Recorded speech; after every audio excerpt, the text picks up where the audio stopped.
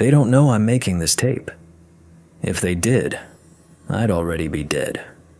Or worse, I'd be in some windowless room where psychiatrists with kind eyes and cold syringes would be trying to convince me none of it ever happened. But it did happen. Every last detail is burned into my memory like a brand on skin, a scar on the soul that never quite fades. No matter how many years you try to cover it up with a new life, a new name, a new face in the mirror that you barely recognize as your own.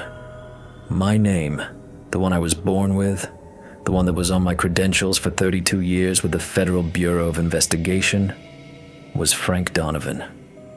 Now I have a different name, a name that feels foreign on my tongue even after all this time, a name I have to pause and remember before I sign a credit card receipt. I live in a different life, a quiet beige existence in a suburb where the only event of the week is the Tuesday morning arrival of the garbage truck. I wear a graying hairpiece that always feels slightly askew, and I have a backstory so mind-numbingly dull that no one ever asks a follow-up question. They think I'm safe. They think I'm neutralized. They think I've forgotten. But I haven't forgotten. I can't. You can't forget something like that. You can't unsee it. In the official archives, the digital and physical records kept under the Great Seal of the United States Department of Justice, this case doesn't exist. It has been scrubbed, expunged, deleted with extreme prejudice. If you were to file a Freedom of Information Act request for it, you'd hit a wall of silence, a polite letter stating that no such records exist. Or worse, you'd be fed a falsified report, a neat and tidy narrative about a gangland dispute gone wrong, a story with a beginning, a middle, and an end that makes perfect, logical sense and is a complete and utter lie. But in my own private, unofficial archive, the one I keep right here, in the dark and dusty theater of my own mind, it has a number. It will always have a number. Case file 734A. Codenamed by me and only me, the Queens Builders. I started making this recording, speaking into this cheap, battery-powered cassette player in the dead of night, because the silence has gotten too loud. It's a strange thing, silence. You think it's an absence of sound, but it's not. It's a presence. It has weight. And for almost 20 years, that weight has been pressing down on me. But lately, something has changed. I've started seeing it in my dreams again. The symbol. It's not a nightmare. Not in the traditional sense. There are no monsters. No chasing. It's just there. Sometimes it appears in the intricate pattern of cracks on the pavement during my morning walk. Sometimes I see it in the way the bare branches of the winter trees tangle against the gray sky outside my window.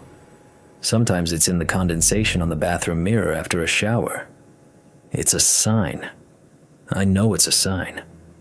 A sign that the echo of that story, the resonance of what we found, hasn't faded yet.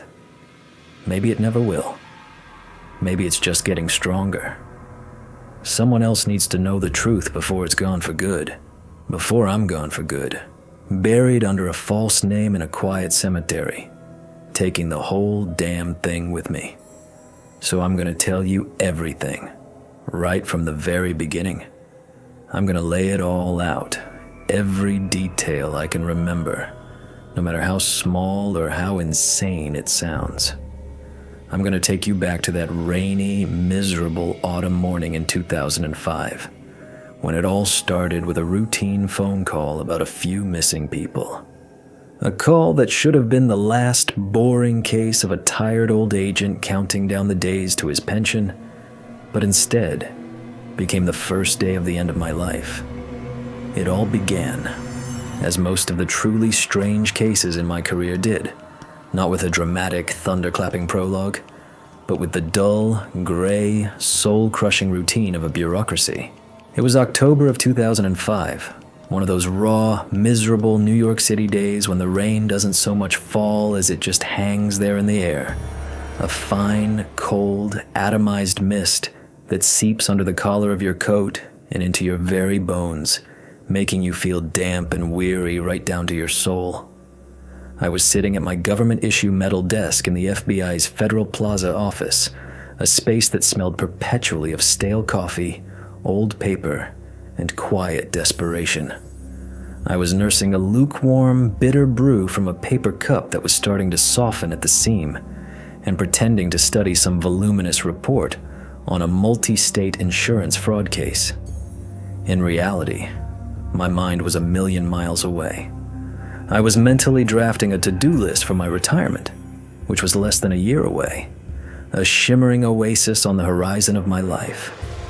I was dreaming of fishing somewhere down on the Florida coast, of the feel of the sun on my face, of a profound and welcome quiet, a world where the most complicated decision I'd have to make was what kind of bait to use on my line. My days of hunting monsters, the real ones and the human ones I thought, were long behind me. For the last 10 years, my career had been a slow, managed decline into the comfortable irrelevance of white-collar crime. I dealt with embezzlers, con artists, and cheats. They were boring, but they were predictable. Their evil was banal and could be neatly quantified on a spreadsheet measured in dollars and cents. The black, rotary-style phone on my desk, a relic even then, rang with a shrill, demanding shriek that tore me from my daydreams of warmer climates. It was my boss, Assistant Director Perryman. He was a man who had long ago traded his investigator's instincts for political ambitions in a series of impeccably tailored, soul-crushingly expensive suits. "Donovan, my office," his voice crackled through the receiver, a flat, toneless command that left no room for argument or delay. I let out a long, slow sigh, the sigh of a man who has sighed this same sigh 1,000 times before. I set down my pathetic cup of coffee and trudged to his office at the end of the hall, a corner space with a large window that overlooked nothing more inspiring than the concrete facade of the building across the street. His office always smelled of expensive lemon polish and a faint, unspoken contempt for field-worn dinosaurs like me. Perryman was sitting behind his enormous mahogany desk, a piece of furniture so large and imposing it was practically a declaration of war on the concept of humility. He looked like a well-fed spider in the very center of his web.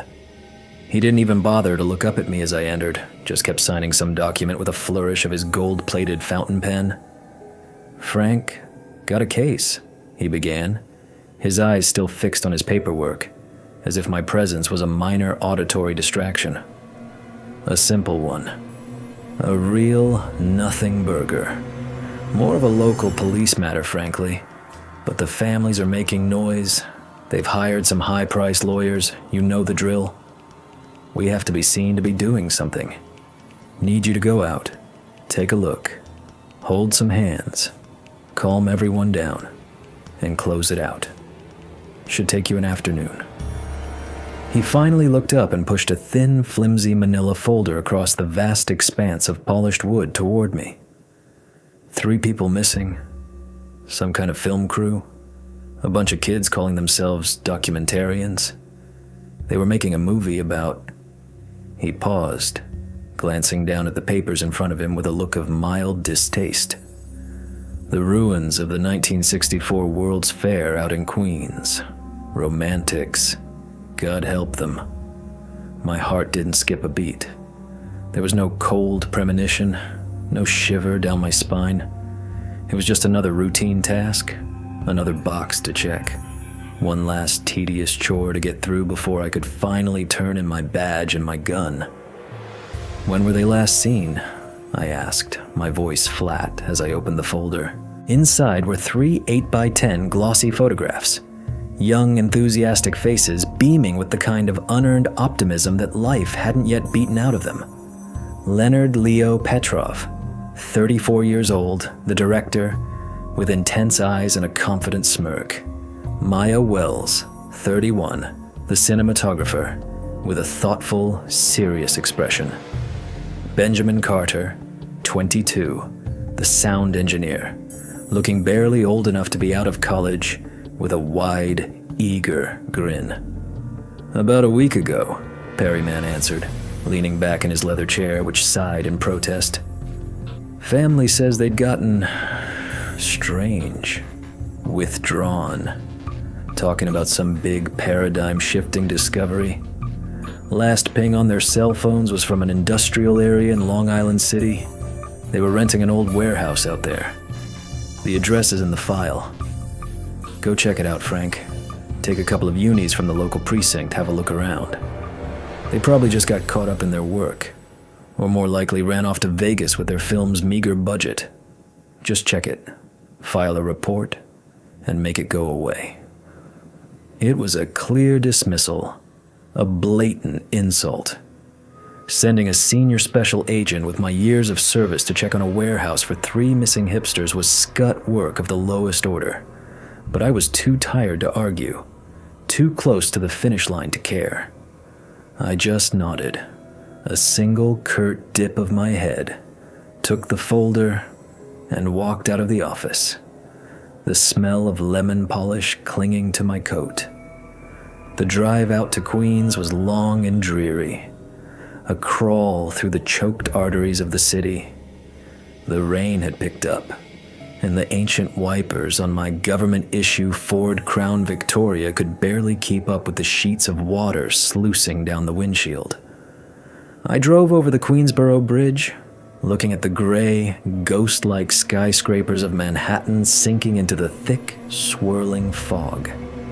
The radio was playing some forgettable pop song, the kind of manufactured happiness that felt obscene on a day like this.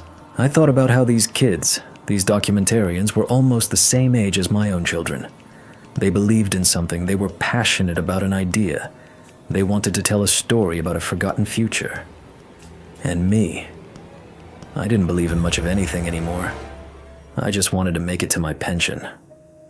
The warehouse was located in the most depressing, forgotten part of Long Island City, a labyrinth of old, soot-stained brick buildings, rusting, weed-choked train tracks, and the skeletal remains of abandoned factories. The air itself smelled of damp, rot, and the faint, acrid tang of something chemical.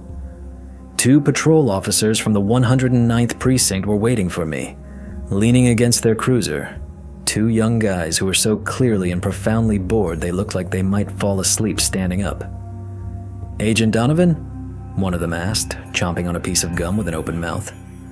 "We've been waiting here for the better part of an hour. Doors locked, no one's answering our knocks. Doesn't look like anyone's inside. Probably a wild goose chase." "Let's open it," I said curtly, my voice sharp. I didn't want to linger here a second longer than I had to. The faster I saw this place, the faster I could get back to the warm, dry bureau and write my report. One of the cops, with a theatrical sigh, retrieved a long, heavy crowbar from the trunk of their car. A few sharp, loud, echoing cracks as he leveraged it against the doorframe, and the old, rusted lock gave way with a sickening groan of tortured metal.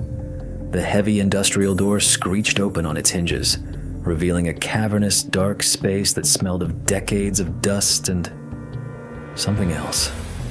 Something strange and wholly out of place. It wasn't the smell of decay or disuse. It was a dry, clean, almost sterile smell. The kind of smell you find in a high-tech server room, mixed with the sharp, distinct scent of hot metal and ozone. It was the smell of immense power having been recently discharged. We stepped inside, and I switched on my heavy-duty Maglite flashlight. Its powerful beam cut a bright, lonely cone through the oppressive darkness, and what we saw made me forget all about my pension, about Florida, about fishing. In that single, frozen moment, I knew this wasn't going to be a simple case.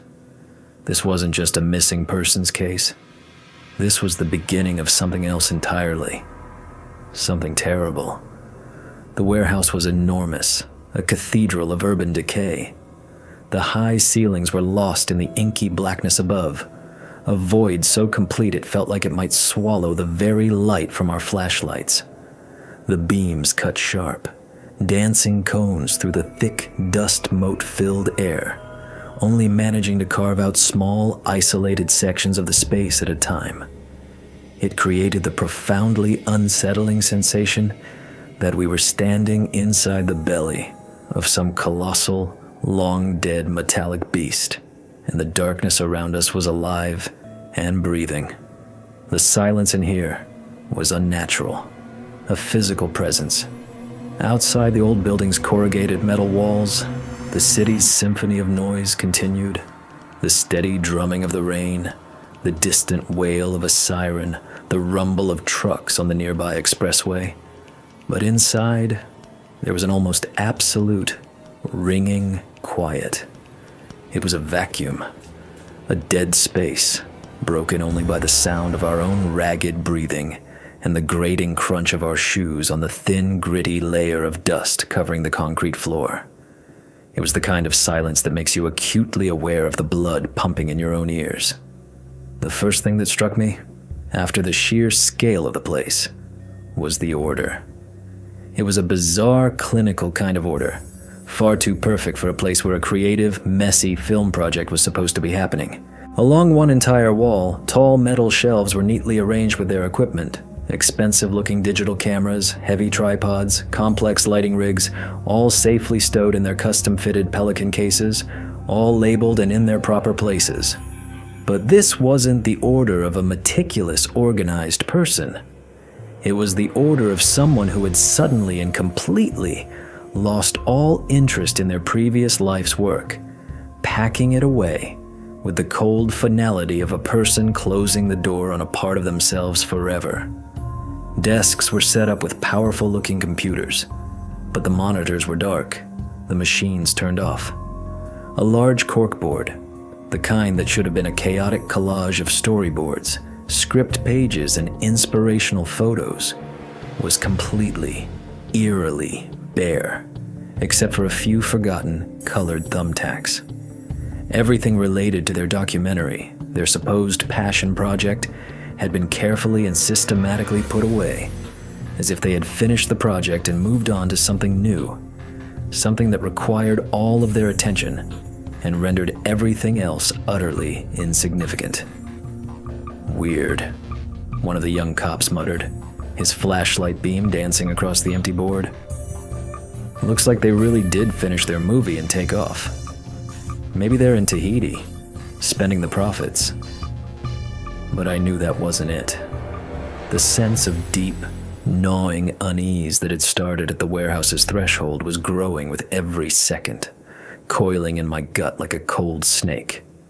The sharp, clean smell of ozone was getting stronger, more pronounced, as we moved deeper into the cavernous space. And then we saw it. In the exact center of the vast, open floor, drawn with what looked like white chalk, was a gigantic, impossibly complex symbol. It had to cover an area of at least 100 square feet, maybe more. It was utterly unlike anything I'd ever seen before in my 32 years of law enforcement. It wasn't a pentagram, not a Viking rune, not any known occult sigil from any culture I'd ever studied. It was a tangled but perfectly, mathematically symmetrical web of impossibly straight lines, graceful arcs, concentric circles, and intricate spirals, all interwoven with a kind of cold, alien precision that defied human artistry. The symbol was simultaneously chaotic and harmonious, a paradox that drew the eye and tormented the brain, forcing it to try and fail to find familiar patterns, recognizable shapes, or any semblance of logic within its confounding geometry. Around the symbol, arranged with a kind of ritualistic care, was a scene of organized chaos. Tools of every description were scattered everywhere. Soldering irons, wire strippers, screwdrivers, wrenches, multimeters. Empty, grease-stained pizza boxes and a small mountain of crushed energy drink cans lay about, the clear evidence of long, sleepless, continuous work. And on the brick walls surrounding this central area, huge, taped-up sheets of butcher paper hung like religious tapestries.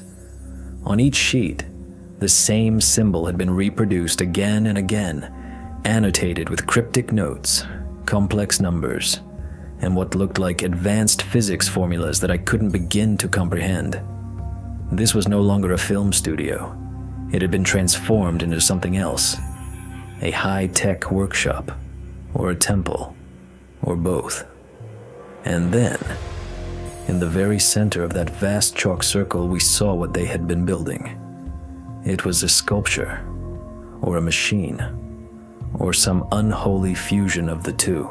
It stood about 7 feet tall, a bizarre, jagged monolith assembled from the most incredible collection of urban detritus imaginable. The gutted towers of old desktop computers, rusted sections of industrial pipe, the plastic casings of kitchen appliances, a bank of heavy-duty car batteries, all of it held together by tangled Gordian knots of multicolored wiring that snaked through the entire structure like a metallic vascular system, binding its disparate junk heap parts into a single, nightmarish whole. And all of it, every single piece, was assembled with an incredible, almost insane meticulousness. The solder joints were flawless. The structural connections were solid and professionally done. But the structure itself was completely, utterly illogical. It had no discernible purpose. It didn't look like a weapon or an engine or a communications device or any piece of technology I could recognize. It was a three-dimensional physical realization of the two-dimensional symbol drawn on the floor beneath it. It was asymmetrical yet perfectly balanced. It was monstrously ugly, yet it possessed a strange, disturbing, alien grace. And it was radiating a barely perceptible, but undeniable, heat. I moved closer, my hand instinctively resting on the butt of my holstered pistol. One of the cops made a move to stop me, a hesitant, "Sir, maybe you shouldn't," but I waved him into silence with a sharp gesture. I slowly, cautiously circled the bizarre structure. It wasn't humming. It wasn't making any sound at all. But I could feel a vibration, a low-frequency, almost subliminal tremor that seemed to be coming not from the floor, but from the object itself. It was a deep, resonant thrum that seeped through the thick rubber soles of my shoes, vibrated up my legs, and made the fine hairs on the back of my neck stand on end. On one of the nearby workbenches, I noticed a soldering iron resting in its stand. I carefully, gently touched the metal tip with my finger. It was still warm. Not hot, but distinctly warm. They had been working here very recently, maybe only a few hours ago. "Jesus Christ," the younger cop whispered, his voice trembling slightly as he aimed his flashlight at the tangled mess of wires. "What the hell is that thing? It looks like some kind of homemade bomb." "It's not a bomb," I said quietly, my voice a low rasp, though I wasn't entirely sure. "Bombs are built to destroy, to create chaos. This was built for something else. It was built with a clear and definitive purpose, a monstrous, incomprehensible purpose." I felt a profound, ice-cold chill run down my spine, a fear that was primal and ancient. This wasn't just a crime scene. This was something more.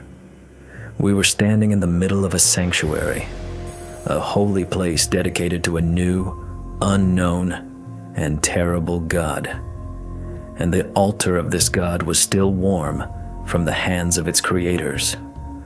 I pulled out my department-issued cell phone, my fingers feeling clumsy and slow, and I dialed Perryman's direct line.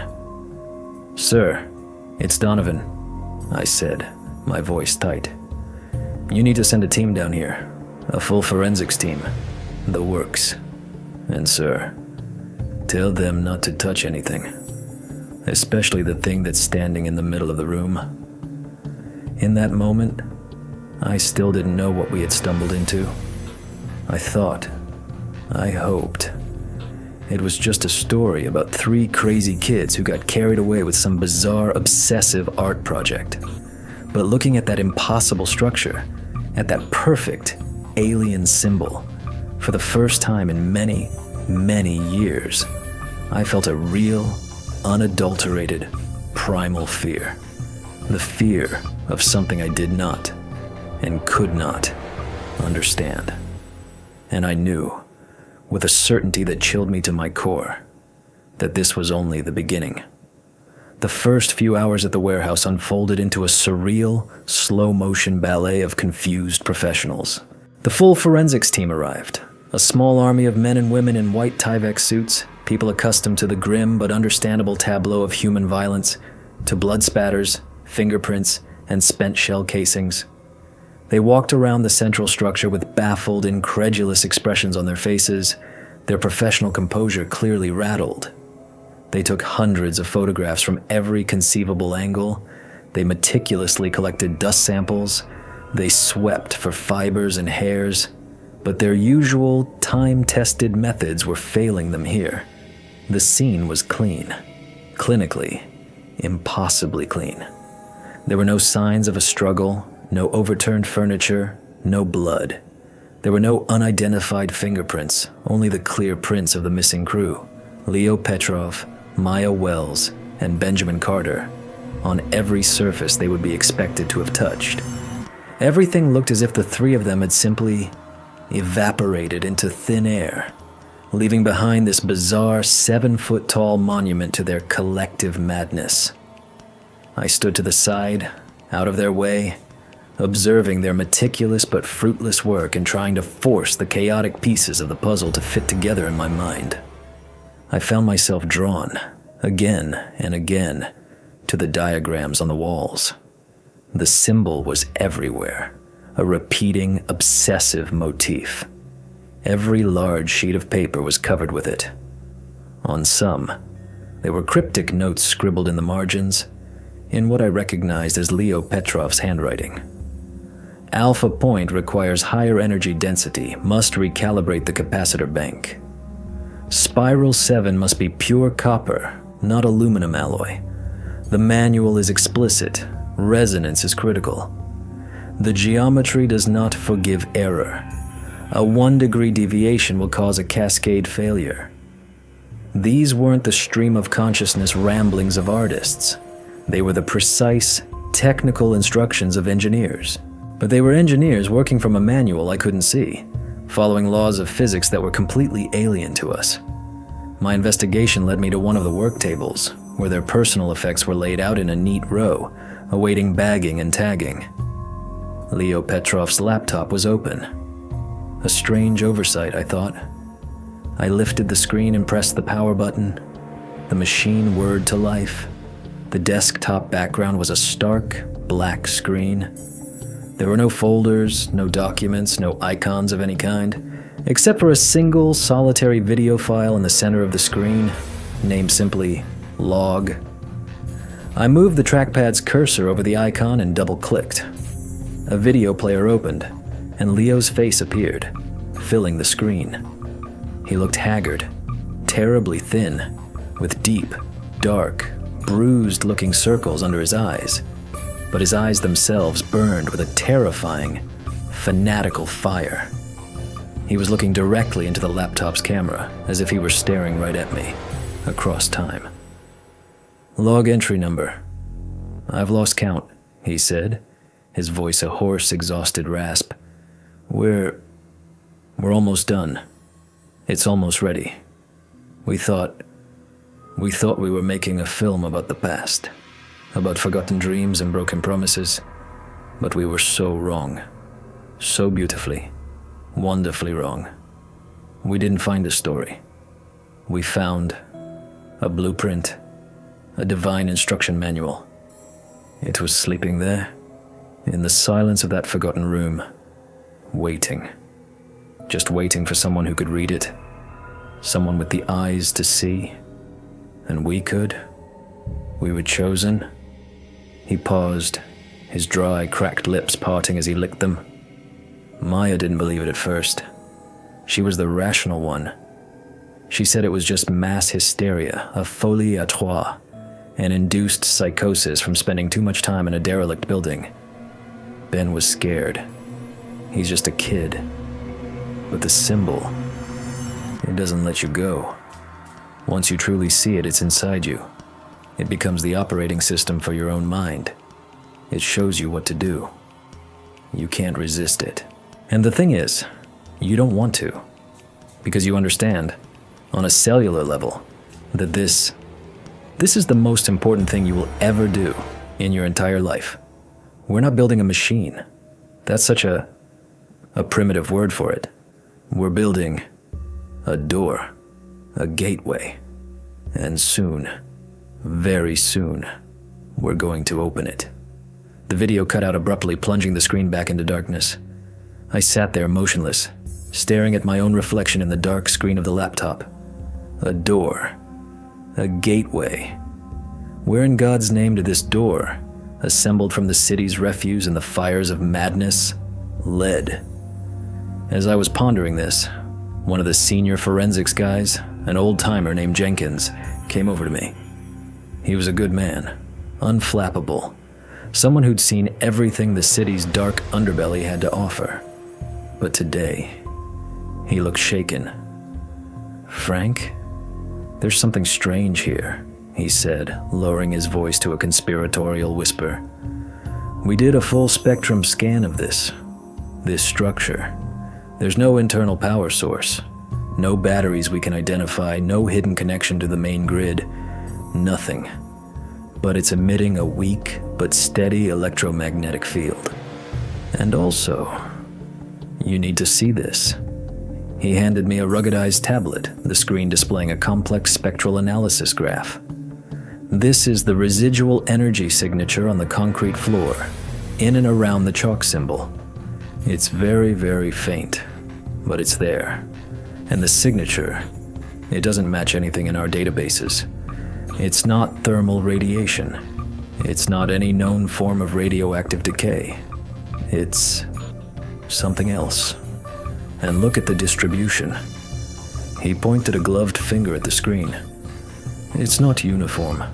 The energy peaks, the little spikes on the graph, they correspond exactly to the points where the lines intersect in your symbol." My blood ran cold. The symbol wasn't just a drawing. It wasn't just decoration. It was an active component. It was a functioning circuit diagram that was somehow, impossibly interacting with the fabric of reality itself. It was at that precise moment that I felt it for the first time. A wave of light, almost imperceptible dizziness. The massive warehouse seemed to sway for a fraction of a second, the floor tilting beneath my feet like the deck of a ship in a gentle swell. I immediately chalked it up to fatigue, to the 2 days of no sleep and too much caffeine. But then my eyes were drawn back to the large master diagram of the symbol on the wall, and it seemed to me, I could have sworn for a split, hallucinatory second, that one of the intricate lines had shifted, had flowed like liquid mercury into another, creating a new, even more complex and unfamiliar pattern. I blinked hard, shaking my head to clear it, and everything was back to normal. A hallucination? A trick of the tired eye? Stress? Lack of sleep? I tried to convince myself, to rationalize it away with the cold logic that had served me for 3 decades. But the seed of a terrible doubt had been planted in the fertile soil of my exhaustion. I took another slow walk around the perimeter of the warehouse, my flashlight beam cutting through the gloom, trying to find something, anything I had missed. And I found it. In a dark corner, tucked away under a pile of empty cardboard boxes, was a notebook. A small black-covered moleskin, the kind artists and writers favor. A quick look at the first page confirmed it belonged to Maya Wells, the cinematographer.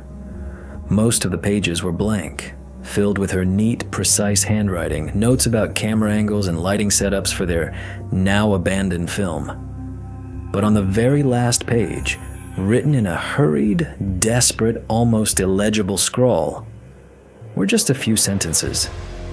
This wasn't like Leo's confident technical notes. This was a record of pure, undiluted terror. It's talking to us, not with a voice. It's putting pictures in our heads. It shows us how to connect the wires, which pieces of junk to use. Leo thinks it's a gift, a form of divine inspiration. Ben doesn't care. He just does what he's told. He hums all day. But I'm scared. I'm so scared. I tried to film it. I tried to document what was happening to us, what it's making us build.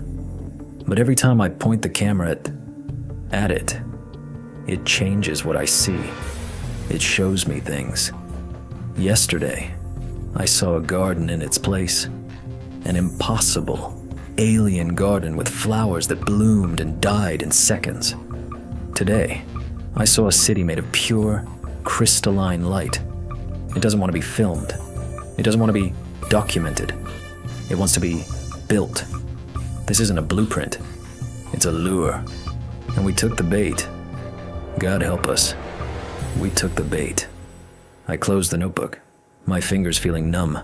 My hands were trembling slightly. Now I had 2 words, 2 terrifying concepts, rattling around in my head. Door and lure. 2 ideas that didn't fit together at all, unless it was a door that only opened one way, a lure that led directly into the jaws of a trap. I looked again at the impossible structure in the center of the room. It no longer seemed merely strange or bizarre to me. It seemed predatory. It looks like a gigantic, sleeping, mechanical praying mantis camouflaged as a pile of junk, just waiting for its prey to draw close enough. I called Jenkins over. "Bag everything," I said, my voice hoarse. "Every single piece of paper, every laptop, every hard drive. And I want this thing crated up and transported to the research lab at Quantico. I want the best engineers we have to take it apart, piece by piece, screw by screw." My instinct was to rip it out of this place, to tear it out of its nest. I naively believed that by stripping it of its context, by subjecting it to the cold, rational scrutiny of science, I could understand it, neutralize it. I didn't yet know, I couldn't possibly have known, that the context wasn't the walls of this dusty warehouse. The context was us, people, human minds, and the nest was already in my own head. The next few days blurred into a grueling, frustrating, and deeply unsettling routine. The bizarre structure, which some of the younger agents had morbidly nicknamed the Collector, was carefully, painstakingly disassembled by a team of engineers in full hazmat gear, as if they were handling an unexploded bomb. Each piece was labeled, photographed, and packed into foam-lined crates. The whole process was conducted in an atmosphere of tense, nervous silence. The convoy of unmarked black trucks that transported it to the FBI's sprawling research center in Quantico, Virginia, was treated with the kind of security usually reserved for a visiting head of state.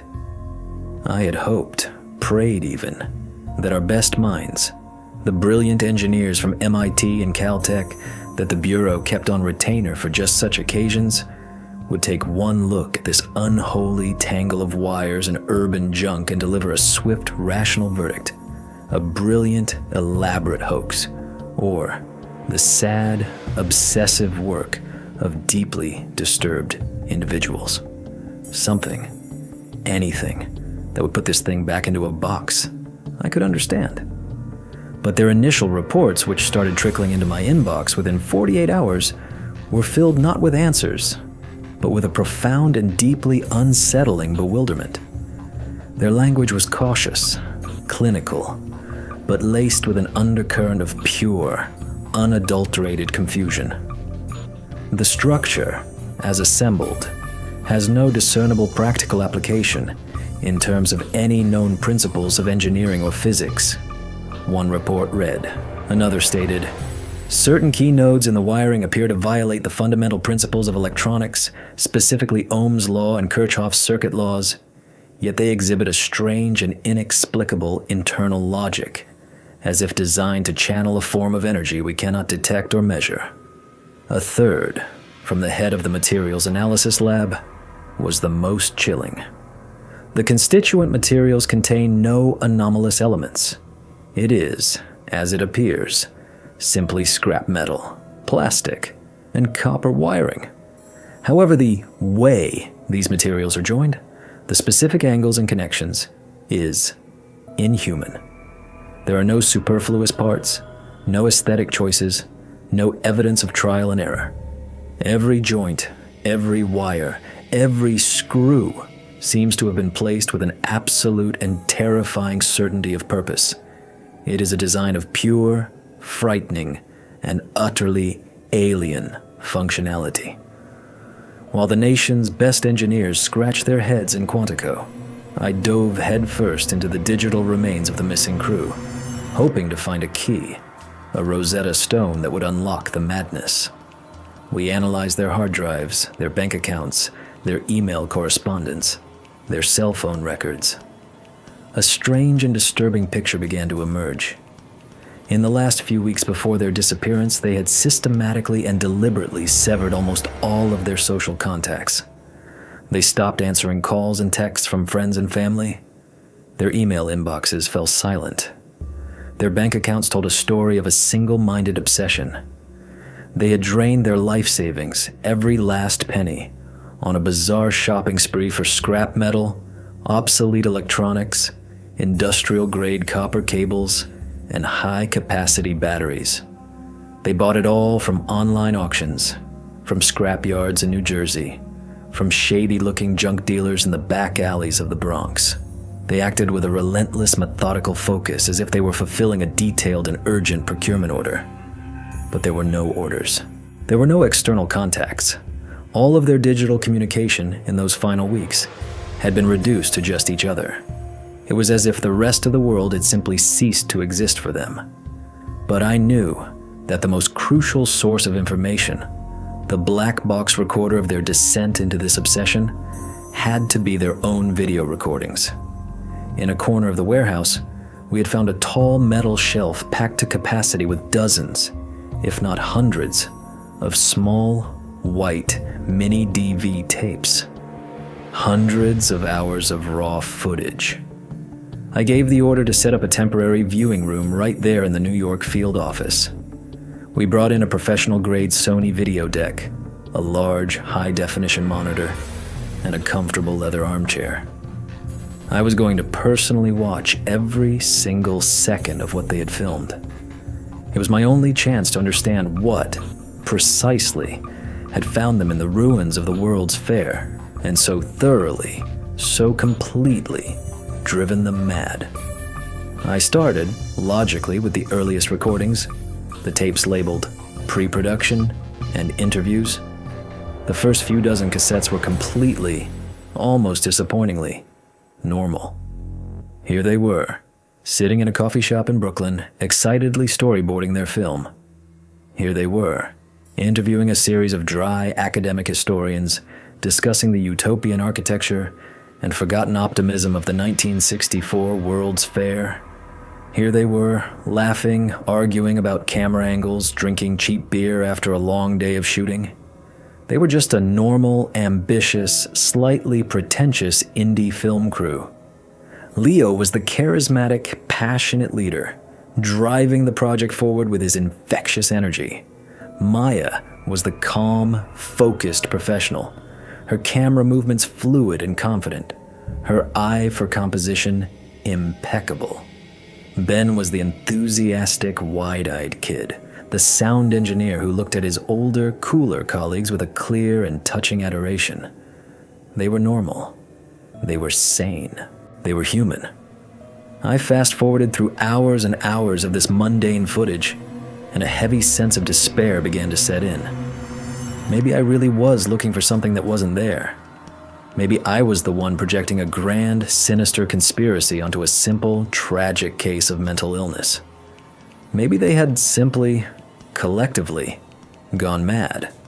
And this whole bizarre story with the symbol and the machine was just a product of their shared, sick imaginations. I was on the verge of giving up, of writing my report and washing my hands of the whole affair. But then my fingers brushed against a tape with a simple, handwritten label. Pavilion of Tomorrow. Day 1. My heart gave a little thump. I ejected the previous cassette and slid this one into the deck.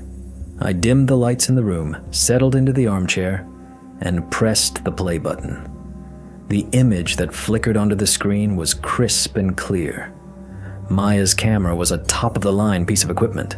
The first shot was of a bleak, gray, unforgiving autumn sky over Queens. Then, the camera slowly, gracefully, panned down, and I saw the familiar, iconic outline. The huge, skeletal steel globe of the Unisphere, its metal continents weeping rust-colored tears in the relentless rain. It was a potent symbol of a forgotten, more optimistic age, now looking sad and derelict. "Okay, Ben, sound check, rolling sound," Maya's voice said, calm, professional, and businesslike. "Check. 1, 2, sound speed," answered Ben's young, eager voice. "Sound is good, Maya. Leo, are you ready to make history?" The camera swiveled. Leo Petrov appeared in the frame. He was standing in front of a tall, imposing entrance that was crudely boarded up with sheets of weathered plywood. Through the grime and graffiti, you could just barely make out the faded, elegant lettering of the original sign, "Pavilion of Tomorrow."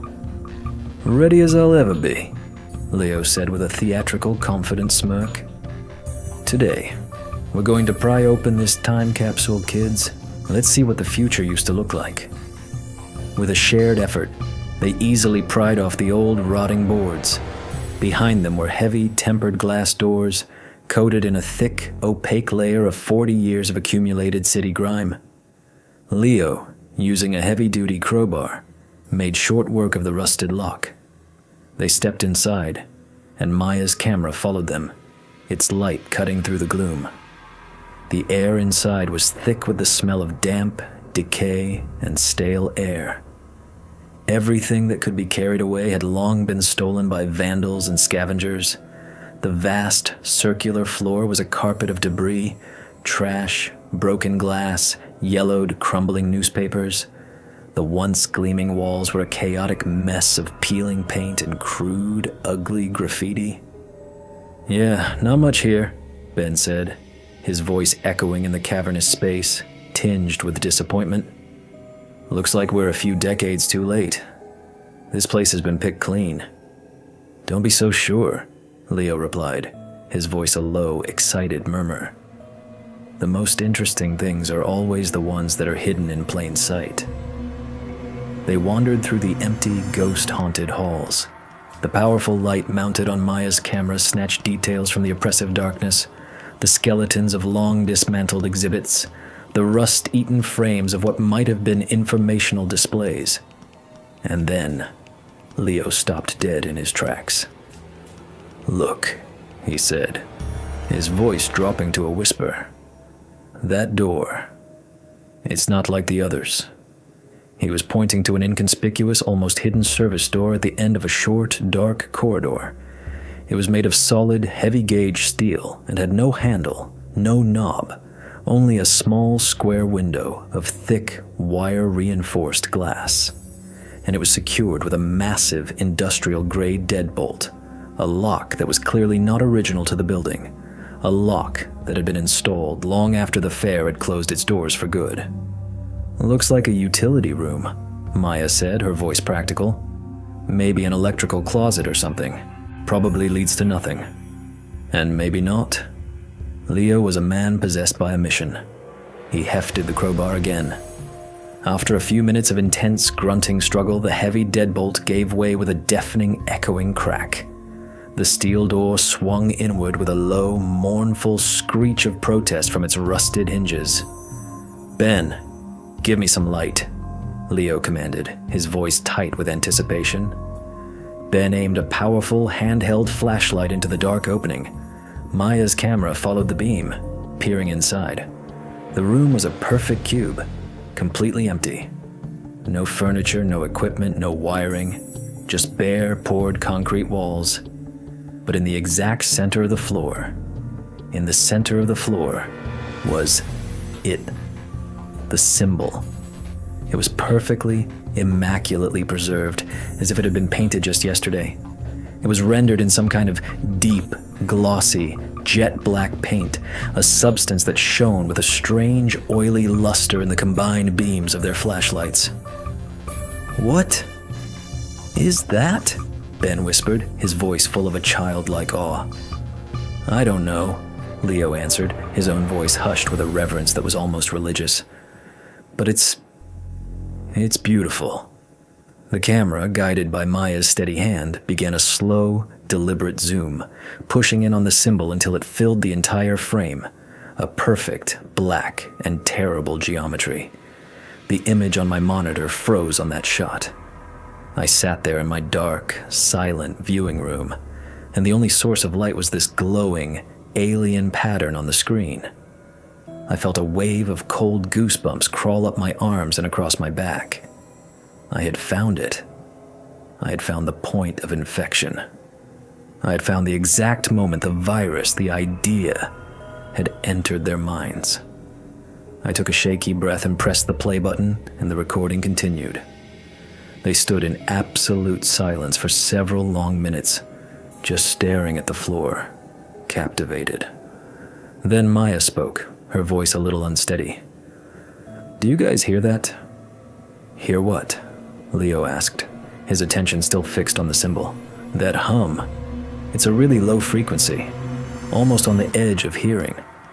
A vibration, more than a sound." Ben cocked his head. Yeah, I hear it too. It sounds like a big transformer is running, somewhere deep under the floor." They started filming in earnest. They documented the symbol from every possible angle, in extreme close-up, in wide shots that showed its relationship to the empty room. They spent several hours in that small concrete cube, and the longer they were in there, the less they spoke. Their initial professional excitement was slowly, subtly replaced by a quiet, focused, and deeply personal obsession. Finally, Leo broke the silence. "That's enough. We have everything we need. Let's go back to the base." They walked out of the pavilion, back into the gray, dying light of the afternoon. The last shot on the tape is the Unisphere again. But now, through the lens of what they had found, it looked different. It no longer looked like a sad monument to a forgotten past. It looked like a malevolent, silent guardian, watching them go. I leaned back heavily in my chair, my heart pounding a slow, heavy rhythm against my ribs. I rewound the tape and watched the moment they entered the room again. I stared at the symbol, trying to understand it, trying to crack its silent alien code. And at that moment, my head started spinning again, a wave of vertigo far more intense than what I had felt at the warehouse. It felt like the room was tilting, and for a terrifying, disorienting second, it seemed to me that the complex, interwoven lines on the screen blurred, coalesced, and formed something that looked like a star map. A map of a night sky, but with alien constellations, with stars and nebulae I had never seen before. I shook my head violently, the illusion shattering. It couldn't be. It was just a trick of the light and shadow on a 40-year-old concrete floor, captured on a digital tape. It had to be. But I wasn't so sure anymore. I reached for the next tape in the stack. It was labeled with a single, ominous word: Studio. I slid it into the deck, feeling like an archaeologist who was about to break the seal on a cursed and forgotten tomb. The new tape, the one labeled Studio, began with a static, wide shot filmed in their warehouse space. The setting was still what you would call normal, at least in a relative sense. This was before they had fully transformed it into the deranged workshop for their insane, obsessive project. They were all there, the three of them, sitting in front of a large, wall-mounted computer monitor. And on that monitor, paused, was the image from the previous tape. The stark, perfect, close-up of the symbol from the pavilion floor. All three of them were completely silent. The only sound in the room was the low, steady hum of the computer's cooling fans. Maya was sipping a cup of coffee, her gaze locked on the screen, her expression unreadable. Ben, the young sound guy, was nervously, rhythmically, tapping his fingers on the edge of the table. A quiet, restless percussion. Leo, the director, the leader, sat perfectly still, like a stone statue, his face a mask of intense, unblinking concentration. This silent, motionless scene went on for several minutes. 5, 10. I checked the time code. It was almost 15 minutes of absolute stillness. No one said a word. It was like watching a hypnotic session or a strange, silent religious service. The camera, obviously, had been set up on a tripod in the far corner of the room, left to run, to document their collective reaction.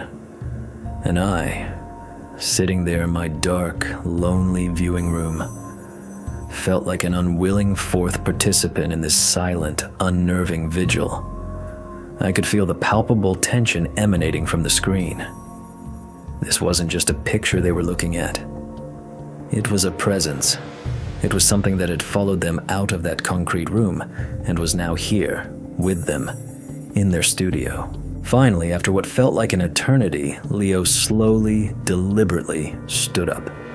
He didn't say a word. He didn't look at his colleagues. He walked over to the wall where a large, blank white marker board was hanging. He picked up a black dry erase marker, uncapped it, and with a hand that was unnervingly steady, he began to draw. He was drawing the symbol, by memory.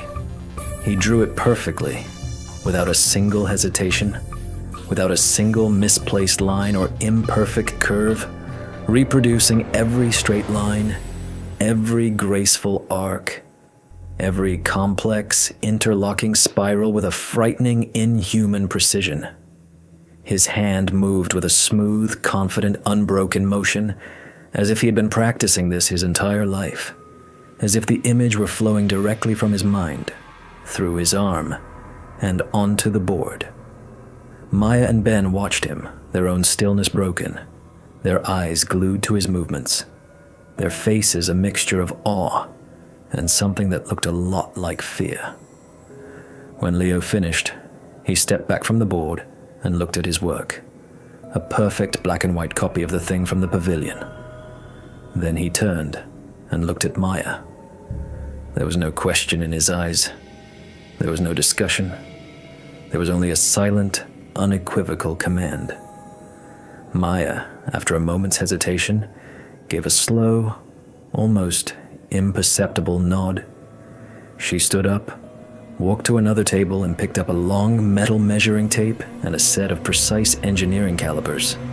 Ben, as if on cue, as if receiving the same silent command, opened his laptop and launched a sophisticated computer-aided design program, the kind architects and engineers use. They began to work. The camera, a silent, impassive observer, continued to record. The next few hours of the recording had been converted to a time-lapse, compressing a day's work into a few frantic minutes. I watched, mesmerized and horrified, as the three of them, moving like a colony of ants in a disturbed anthill, began to systematically transform their workspace. They printed out hundreds of high-resolution copies of the symbol. They used a projector to cast its image onto the concrete floor and then painstakingly traced its lines with thick sticks of white chalk. They built complex, three-dimensional models of it on their computer screens. Their movements were perfectly synchronous, eerily coordinated, as if they had been rehearsing this strange, obsessive ballet for years.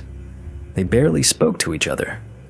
When they did, it was only to exchange short, cryptic, technical phrases.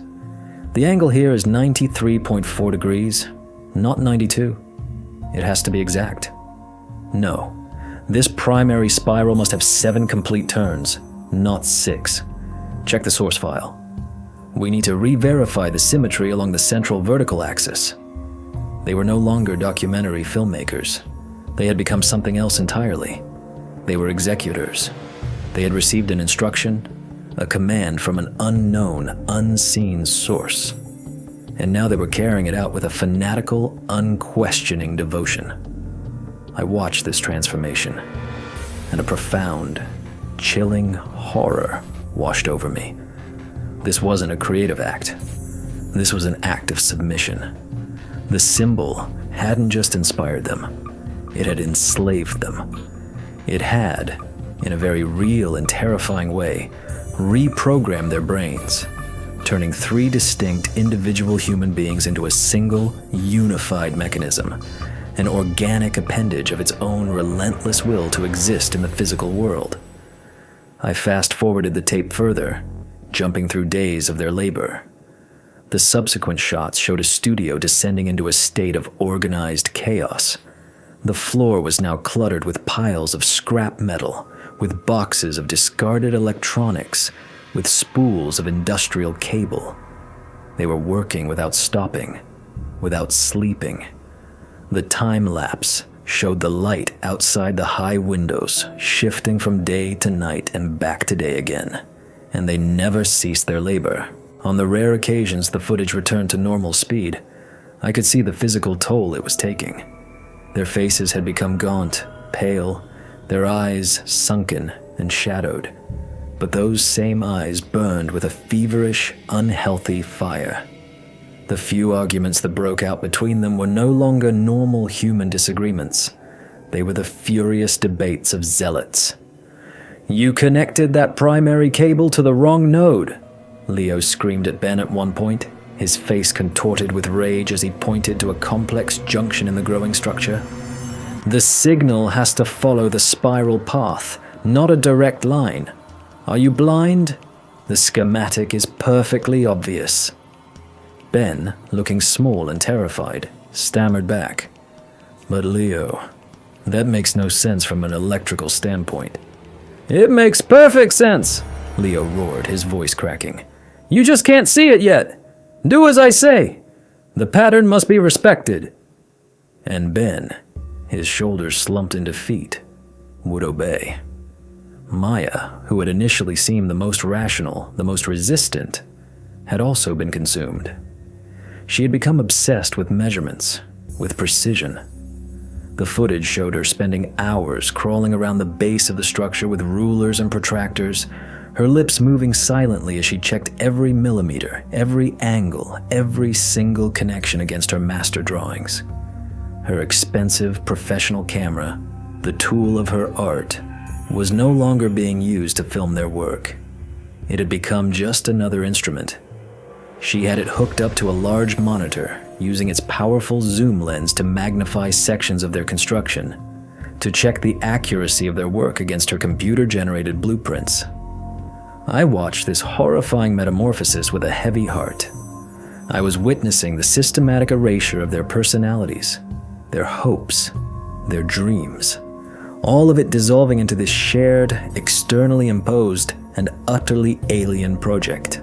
It was like watching the slow, methodical work of some kind of psychic parasite, an entity that was slowly, patiently, devouring its hosts from the inside out, leaving behind only empty, hollowed-out shells that would continue to carry out its will until they collapsed from sheer exhaustion. I slid the next tape into the deck. It was labeled simply, "Test?" The recording had been made late at night. The only light in the cavernous studio came from a few bare industrial work lamps, casting long, distorted shadows across the room. The 3 of them were standing around their structure, which was now, to my eyes, almost complete. It looked exactly as my team and I had found it. Leo was holding 2 heavy-duty jumper cables, the kind you'd use to start a dead car, which were connected to a large, humming car battery on the floor. "Ready?" he asked, his voice a tense, trembling whisper, filled with a mixture of excitement and fear. Maya and Ben nodded silently, their faces pale and expectant in the harsh light. Leo took a deep breath, a moment of final, prayer-like stillness, and then he touched the 2 copper clamps to 2 designated terminals at the base of the collector. Absolutely nothing happened. There was no flash of light, no crackle of electricity, no sound. The bizarre structure remained inert, a silent, ugly monument to their obsession. "Damn it," Leo swore, his voice raw with disappointment. I was so sure. The calculations were perfect. And then Maya, her voice a hushed whisper, said, "Wait. Listen." I turned the volume on my monitor all the way up. From the speakers, I could hear that same low-frequency, almost subsonic hum that they had first heard in the pavilion. But now it was louder, more defined, and it was clearly emanating from the structure itself. It began to vibrate, a deep, resonant thrum that seemed to shake the very air in the room. The camera, still on its tripod, captured the slight tremor. And then something truly strange happened. The hundreds of wires and cables that snaked through the structure began to emit a faint ethereal glow. A cold, bluish, ghostly light, like St. Elmo's fire. "It's working," Ben whispered, his voice full of a pure, childlike wonder. "It's alive." They stood there, transfixed, mesmerized by this silent, cold, and beautiful glow. They were so captivated that they didn't notice that the camera recording them, the one left unattended on its tripod, had started to malfunction. The image on my screen flickered, momentarily dissolving into a hash of digital static. The colors warped and bled into each other. And then I saw it. For a single, jarring, disorienting split second, the image on my monitor completely changed. Instead of the dim, dusty warehouse I was looking at, something else entirely. It was like a first-person view from the window of a train moving at impossible speeds, rushing through a tunnel made of pure, coruscating light. Blurred, incomprehensible fractal patterns and incandescent, multicolored nebulas flashed past the viewpoint. The vision, if that's what it was, lasted for less than a single second, and then the image snapped back to the normal, mundane view of the warehouse. I immediately jabbed the rewind button. I played that moment over and over again, 5, 10, 20 times. The glitch was there. It was real. The briefest, 1-second-long tear in the fabric of their reality, a glimpse into something utterly, terrifyingly alien. My hands were slick with sweat. What in God's name was that? Was it just a burst of electromagnetic interference from the machine? A simple technical glitch in the camera's sensor? Or had the camera, for one impossible moment, actually captured a glimpse of the place where their terrible door was supposed to lead? I looked at the faces of the 3 filmmakers on the screen. They hadn't seen it. They were still staring at their creation, their machine, which had finally come to life. Their faces expressed no fear, no confusion. They expressed only a profound and deeply unsettling triumph. They were so close to achieving their goal. And they were so tragically, so completely unaware that this goal was not, and had never been, their own. I ejected the tape, my fingers fumbling with the button. I needed a break. I lurched out of the viewing room and stumbled to the window at the end of the hall. It was evening outside.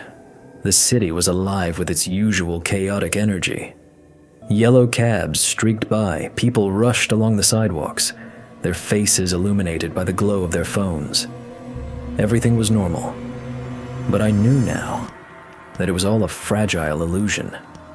I knew that just beneath the thin, brittle crust of this everyday reality, there were other things. Things that did not obey our laws.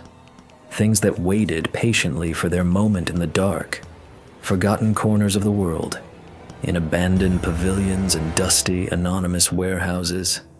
And 3 people in Queens had just knocked on their door, and I was terribly afraid that something was about to answer. Watching those tapes became my own private, self-imposed form of psychological torture.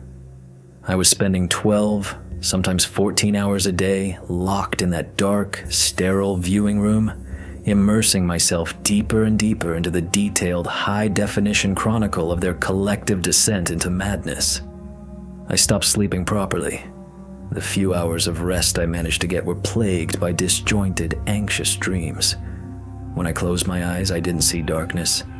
I saw the intricate interlocking lines of the symbol. It pulsed and shifted behind my eyelids, a persistent, demanding, and unwelcome afterimage. It was becoming more than just a memory of an image. It felt like a presence in my own mind, a piece of alien code trying to write itself onto my brain. I had to make a conscious physical effort not to start doodling its hellish geometry in the margins of my official reports. I was beginning to understand, on a visceral, terrifying level, how they must have felt. The symbol wasn't just an image. It was a mimetic virus. It was a weaponized idea. An idea that, once it found purchase in a receptive human consciousness, began to grow, to replicate, to metastasize, crowding out everything else. Memories, emotions, personality, until only the idea itself remained. It was the most sophisticated and insidious form of psychological warfare I could possibly imagine, because the enemy wasn't on the outside, storming the gates. The enemy was already inside the castle, sitting on the throne, and it was speaking with your own voice. The next batch of tapes was even more disturbing, if that was even possible. The crew had, by this point, completely abandoned any pretense of documenting their process. The camera was now just an afterthought, left running in a corner of the warehouse, its impassive lens a silent, pitiless witness to their final, horrifying decay. They had stopped taking care of themselves entirely. Their clothes were filthy, stained with grease and what looked like dried blood from minor cuts and scrapes. Their hair was matted and unwashed. They had all lost a significant amount of weight, their faces becoming gaunt, skull-like masks of exhaustion, their bodies withering away into mere shadows of their former selves. But their capacity for work had only increased. They moved with a frantic, feverish, inhuman energy, fueled by a constant stream of cheap energy drinks and the pure, uncut amphetamine of their obsession. Their conversations, the few that were intelligible, had completely devolved into a bizarre technical jargon that seemed to be understood only by them. They would argue, sometimes for hours, about abstract and nonsensical concepts like maintaining phase coherence with the primary harmonic, the critical importance of resonant tuning for the subspace harmonics, and the absolute necessity of shielding the core assembly from ambient temporal noise. These were words and phrases that sounded scientific, words they had likely plucked from books or websites on theoretical physics, but they were strung together in meaningless, delusional sentences. They had created their own private language, their own bizarre cargo cult science, based entirely on the terrible, alien geometry of the damned symbol. The psychological assault on their minds had been total. But it was now clear to me that its purpose was never to break them with fear, or to drive them into a dysfunctional state of insanity. Its purpose was to use them. The intelligence, the entity, the thing behind the symbol didn't want to destroy them. It needed them. It needed their clever, problem-solving primate brains. It needed their nimble, tool-using hands. It needed their innate human ability to look at a blueprint and transform it into a physical object. It had found the perfect, unwitting slaves, intelligent, creative, and capable of complex, sustained work. And it had given them the ultimate motivation, a purpose, a grand, cosmic, paradigm-shifting purpose that made all their previous petty human dreams and aspirations seem utterly trivial and insignificant. On one of the last recordings, I saw a moment of heartbreaking clarity. I saw Maya crying. She was huddled in a corner of the warehouse, away from the harsh glare of the work lights, her arms wrapped around her knees, her small frame shaking with silent, desperate sobs. Leo, his face a mask of grim determination, walked over to her. He didn't embrace her. He didn't try to comfort her. He didn't offer a single word of kindness. He just placed a hand on her shoulder, his touch devoid of any warmth, and said, "There's no time for this, Maya. The work can't wait. The central node still isn't calibrated to the correct frequency." His voice was cold, flat, utterly devoid of empathy. He was looking at her not as his friend, not as his trusted colleague, but as a malfunctioning component in his machine.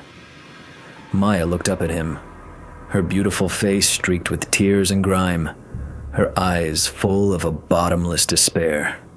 "Leo, you don't understand. I can't do this anymore. I tried to remember my mother's face last night, and I couldn't. I tried so hard, but I couldn't picture it. All that's in my head anymore is the blueprints, the lines, the spirals." "That's not important," Leo cut her off, his voice sharp and impatient. "Faces, memories, love, it's all just noise. It's the static of our old, inefficient biology. The project is purifying us of all that unnecessary baggage. It's making us clean. It's making us perfect." He held out his hand to her, and Maya, after a moment of shuddering hesitation, after one last choked sob, took his hand and allowed him to pull her to her feet. She wiped the tears from her face with the back of her filthy hand, and she walked back to the terrible structure in the center of the room to continue her work. I paused the recording. A wave of nausea washed over me. It was monstrous. It was more profoundly evil than any act of physical violence I had ever investigated. This was the complete and systematic erasure of a human soul. The entity, whatever it was, wasn't just using their bodies as a construction crew. It was consuming their very essence. It was devouring their souls, their memories, their loves, their fears, all the messy, beautiful, chaotic data that made them human. And it was converting it all into the raw, psychic energy it needed to fuel its terrible project. And then I found the last tape. It was lying separate from all the others, tucked away in an unlabeled cardboard box, as if it had been hidden. I slid it into the deck with a heavy, leaden sense of foreboding. The recording began with an extreme close-up of Maya's face. She was obviously holding the camera in her own hands, filming herself in secret. She looked terrible, worse than ever before. Her eyes were red-rimmed and swollen from crying, and there was a fresh, angry-looking scratch running down her cheek. She was speaking in a frantic, terrified whisper, constantly glancing over her shoulder, as if afraid that Leo and Ben, who I could hear working and humming in the background, would discover what she was doing. If anyone finds this," she whispered, her voice a ragged, breaking thread of sound. "My name is Maya Wells. Today is... I don't know what day it is. We've lost all track of time. It's almost ready. This collector. That's the name Leo gave it." She took a deep, shuddering, desperate breath. "It's not us anymore. It's not us doing this. This thing, this symbol, it's inside our heads. It's thinking for us." I tried to resist. A few days ago, I tried to deliberately make a mistake in the wiring diagrams. But my own hand wouldn't listen to me. It corrected itself. We're just puppets. We're just marionettes. And something else is pulling the strings. Fresh tears began to stream down her pale cheeks. I know what's going to happen when we finally turn it on. It showed me. It showed me in a dream. It's not a door. Not for us. It's an anchor.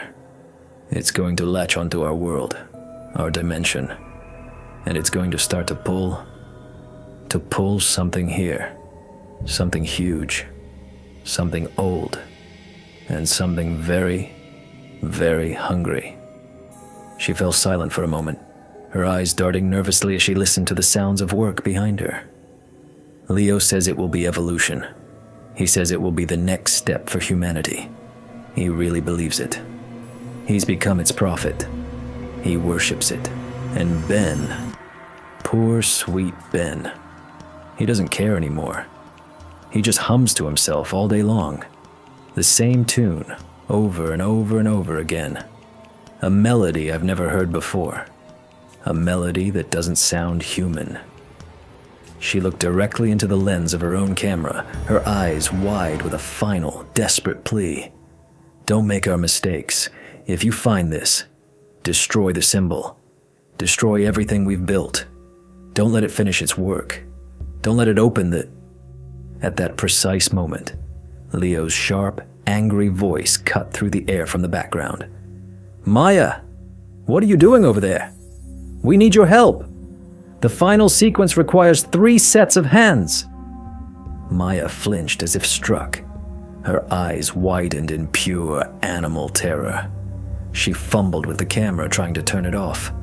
There was a sudden, jarring thud, as if she had dropped it on the hard concrete floor. The screen went black, but the recording hadn't stopped. The camera's red light must have still been on. It continued to run, lying on the floor, its lens pointed sideways at the scene. And I realized, with a jolt of ice in my veins, that this was it. This was the recording that had captured their final, terrible moments. The screen was a perfect, impenetrable black, but the audio, a river of pure sound, continued to pour from the monitor's speakers. I turned the volume knob all the way to the maximum, my ear pressed close, straining to decipher every rustle, every breath, every nuance from the sonic landscape of their final minutes. For the first few moments after the camera fell, all I could hear were the familiar sounds of their obsessive labor. The high-pitched scrape of metal against metal, the sharp, percussive click of tools, and weaving through it all like a discordant thread, Ben's monotonous, otherworldly humming. It was that same strange, simple, unearthly melody that Maya had spoken of in her final, desperate confession. It was comprised of just a few repeating atonal notes, but there was something profoundly hypnotic and deeply, fundamentally unsettling about it. A tune that felt like it had been composed in a place where the rules of music, and perhaps reality itself, were different. Then, Leo's voice rang out, his tone transformed. It was loud, resonant, and solemn, the voice of a high priest about to conduct a sacred, ancient ritual at a blood-stained altar. "The time has come," he declared, his voice echoing slightly in the vast, cavernous warehouse. "It is finished. Everything is ready. Every line is in its place. Every spiral is perfectly tuned. We have fulfilled our purpose. We have answered the call." A profound silence fell, so sudden and so absolute that it was a sound in itself. Even Ben stopped his incessant, creepy humming. I could only hear their breathing. 3 sets of lungs, heavy, ragged, and shallow. The sound of people on the verge of either a panic attack or a religious ecstasy. "Maya," Leo said, and his voice had changed again, softening, becoming almost tender, almost loving. "Don't be afraid. We are standing on the threshold of the greatest, most significant event in the entire history of human consciousness. Everything that came before this moment, all the wars, all the art, all the love, all the discovery, it was all just a meaningless prelude. It was just the orchestra tuning up before the true symphony begins." "I'm scared, Leo," Maya's voice whispered, a thin, trembling thread of her old self still fighting to be heard. "Fear is an illusion, my love," Leo replied, his voice calm and beatific. "It is a relic of our old, inefficient animal world. Soon, it will be gone. There will be no more fear, no more pain, no more doubt. There will only be pure knowledge, pure form, pure, crystalline purpose." There was a loud mechanical click, the distinct heavy sound of a large industrial breaker switch being thrown. And immediately, the entire soundscape of the recording changed. The low-frequency, subsonic hum that had become the constant background noise of their lives intensified dramatically. It became a deep, powerful, resonant drone, a vibration that seemed to penetrate to the very marrow of my bones. I could feel the heavy wooden desk my monitor was sitting on begin to tremble in sympathy with the sound coming from the speakers. The drone grew in intensity, and new, complex overtones began to add themselves to it. High, piercing, ringing notes that sounded like the screech of glass being scraped against hard metal. The entire auditory landscape was a cacophony of dissonance, yet it possessed its own eerie, terrible, inhuman harmony. "It's turning on," Ben breathed, and his voice was no longer the voice of a scared kid. It was full of a pure, ecstatic, childlike wonder. "Look! Oh my God, look! The colors!" I couldn't see what was happening, but my mind, fueled by the sounds, painted a vivid and terrifying picture. I could imagine the hundreds of wires and cables now glowing with an intense, pulsating, bluish light. I could imagine the very air in the warehouse crackling with static electricity, the smell of ozone becoming thick and overpowering. I could imagine their shadows, cast by the unholy light of the machine, dancing and stretching on the brick walls like giant, distorted figures in a caveman's nightmare. Then I heard a cry. It was Maya. But it wasn't a cry of terror or of pain. It was a cry of pure, unadulterated, soul-shattering amazement, of shock, of revelation. "Oh my God, it's so beautiful," she whispered, and I could hear the tears of wonder in her voice.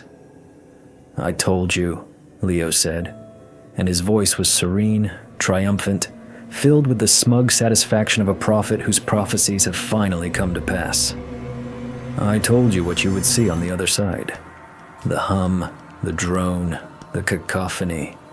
It all reached a deafening, overwhelming crescendo. It became a physical force, a wall of sound that I could feel pressing against me. And a new sound mixed with it. A loud, rhythmic, pulsing beat, like the pounding of a single gigantic heart. Thump, thump, thump, thump, thump, thump. And in that precise moment, all three of them, all three human beings, began to speak at once. But they were not their own voices anymore. Or rather, they were their voices, their vocal cords, their mouths. But they were all speaking the same words in perfect, chilling, machine-like unison, like a synthesized digital choir. Their speech was inhumanly fast, perfectly crisp, and utterly, terrifyingly devoid of any emotion or inflection. They were speaking a language that I did not know, a language that I am certain no human being has ever known. The sounds were guttural and clicking and full of complex, impossible vowels and sibilant, hissing consonants.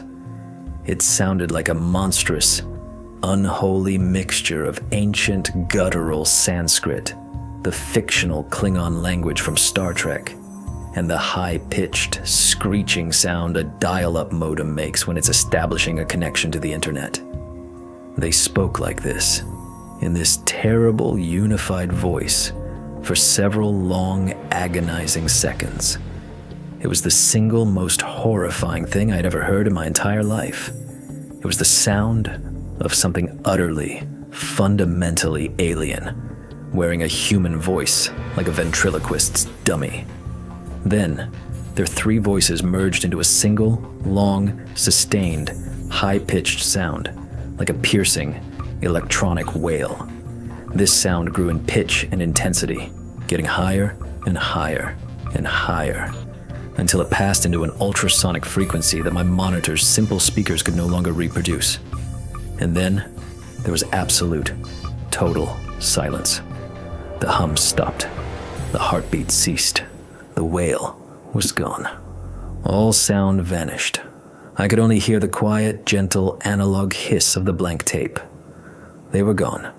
The door had opened and they had stepped through it, or the lure had worked, and the terrible thing they had built had consumed them. I didn't know which was worse. I sat there in the profound silence, my body rigid, my mind struggling to process what I had just heard. My professional skepticism, the thick, calloused armor I had carefully built around myself over 30 years of seeing the worst of humanity, had been shattered into a million pieces. I could no longer deny it. I could no longer rationalize it away. I just stumbled into something for which the Bureau, for which all of human knowledge, had no protocols, no explanations, no context. I just listened to a recording of First Contact, and it sounded like a slaughter. I leaned back heavily in my chair, closing my eyes, but the intricate, damnable image of the symbol immediately appeared on the backs of my eyelids. It seemed alive.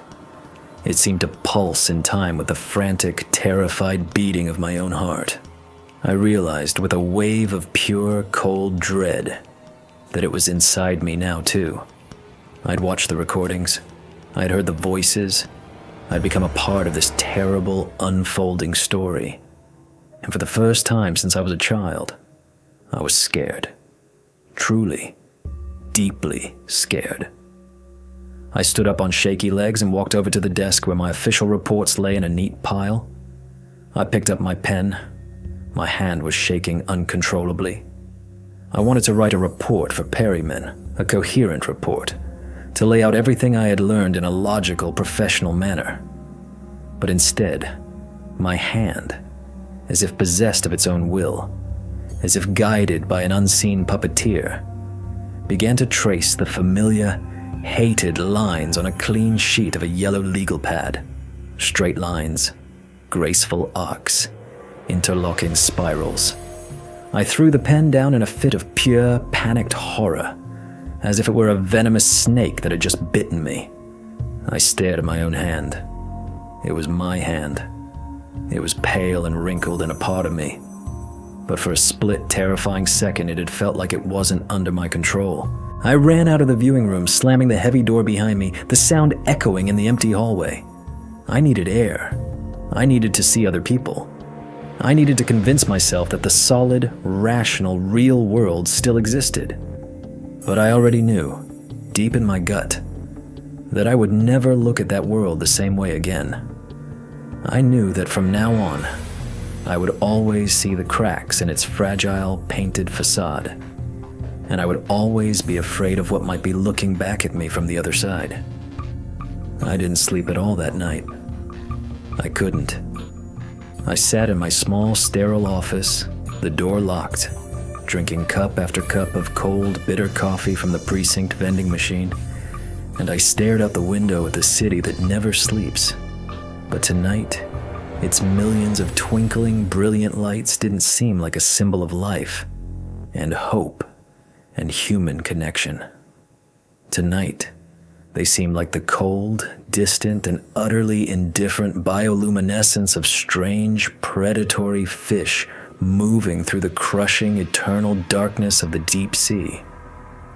In the gray, pre-dawn hours, I returned to the viewing room.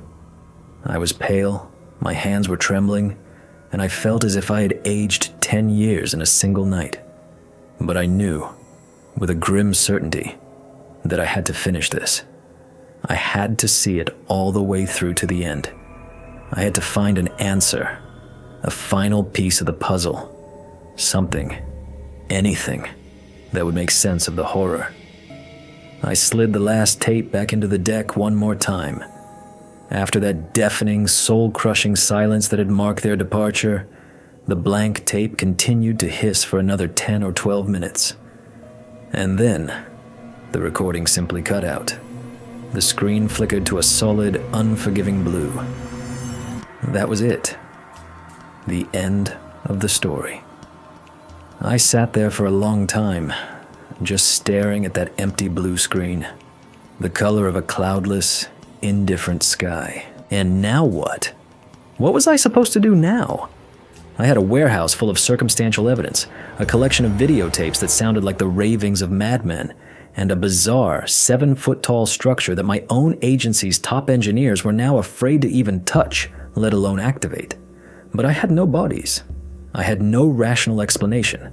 I had nothing, absolutely nothing, that I could write in my final report except for the stark, undiluted, and completely insane truth.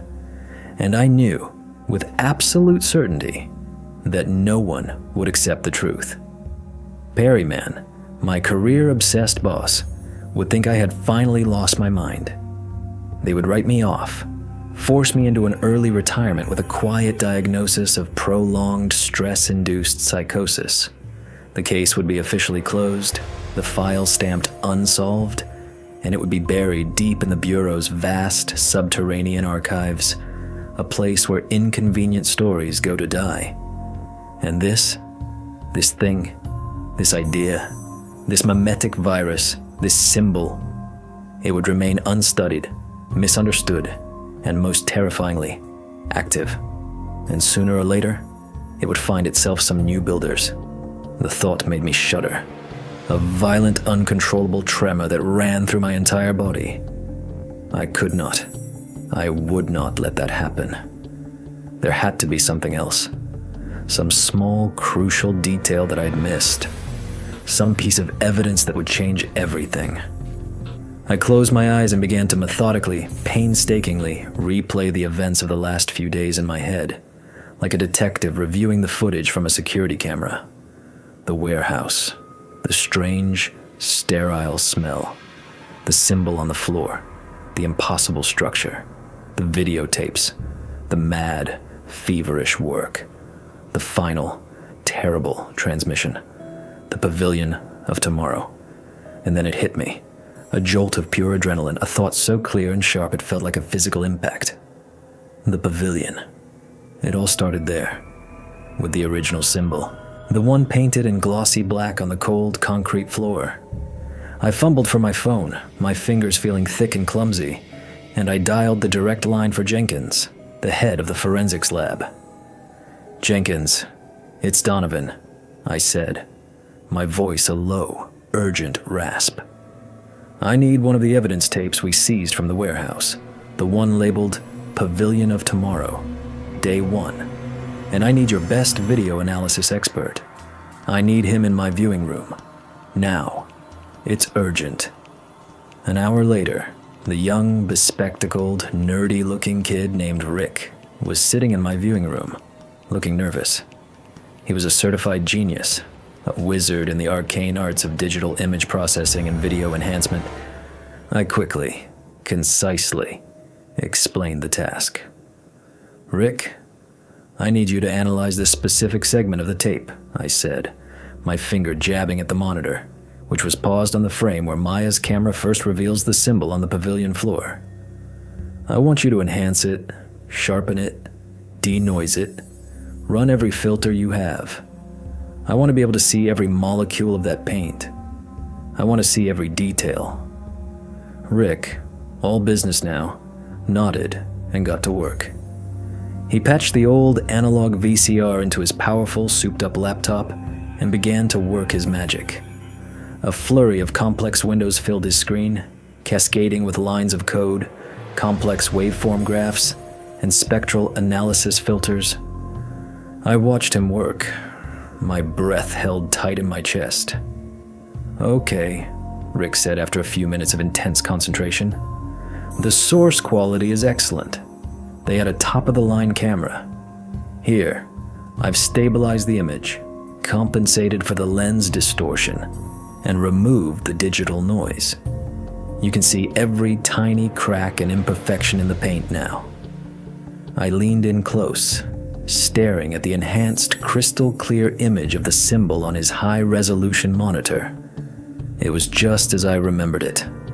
Perfect, symmetrical, and deeply, frighteningly wrong. "Good," I said, my voice tight. "Excellent. Now, I need you to do the exact same thing with another recording." I handed him the last tape, the one containing Maya's final, desperate confession.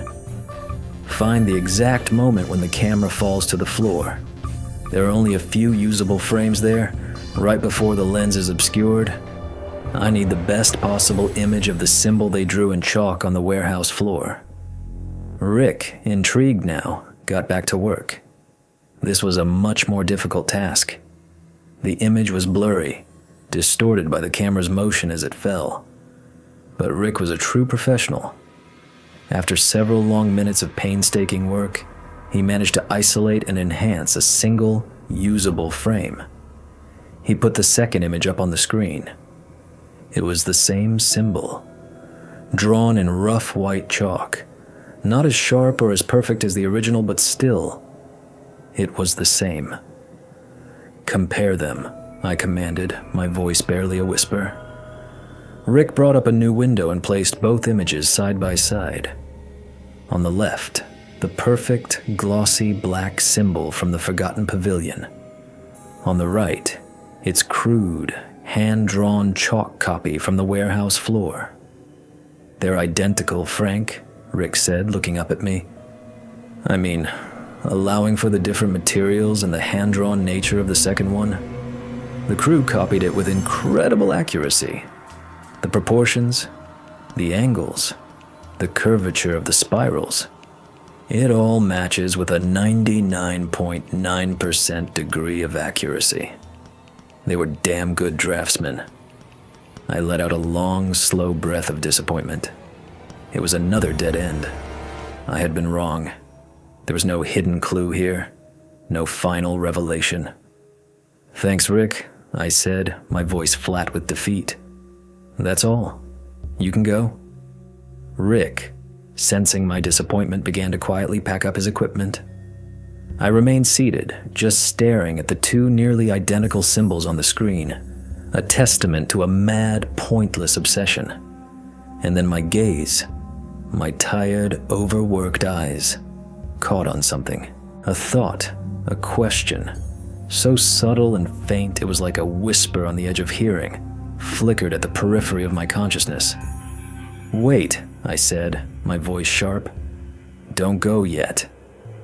Rick stopped, his hand hovering over his laptop. "Is something wrong, Frank?"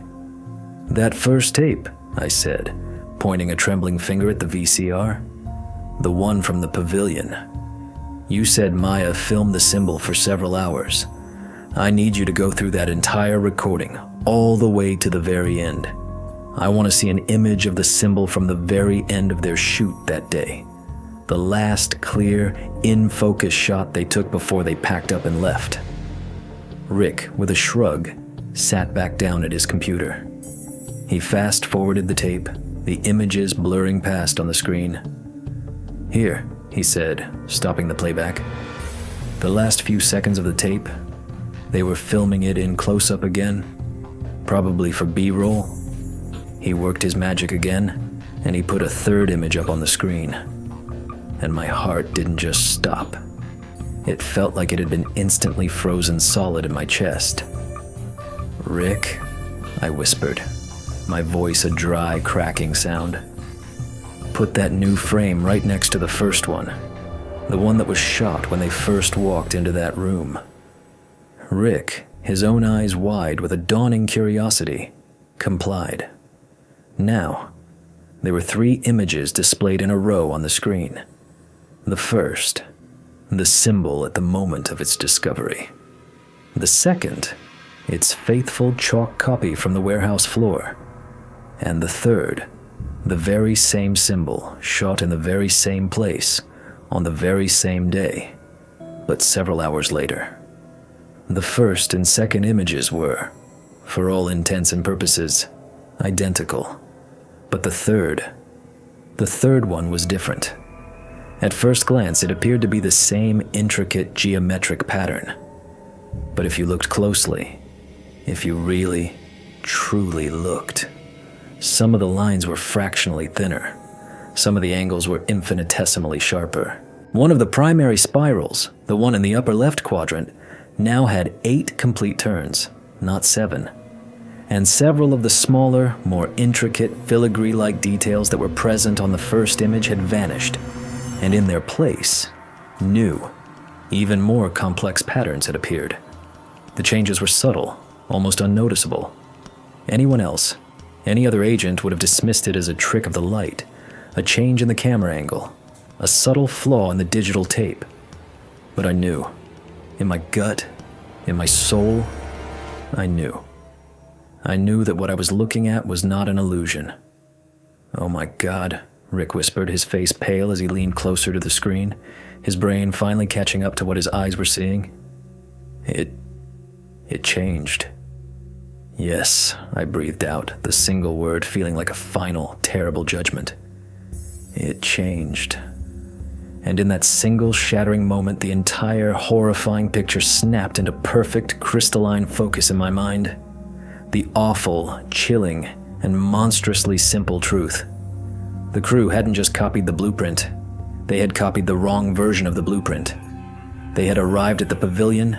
They had seen the first introductory version of the symbol, its hello world, its invitation. They had been instantly captivated, their minds hijacked, their wills enslaved. They had rushed back to their warehouse, their heads full of its perfect geometry, and they had immediately started to build, faithfully, obsessively, copying the version of the symbol that they had remembered and recorded in those first few minutes. But while they were toiling away, while they were building their machine, the original symbol, the source code, back in that dark, silent pavilion, had evolved. It had changed.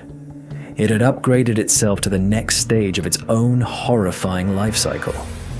They had built their entire, terrible machine based on an outdated schematic. They had built the wrong machine.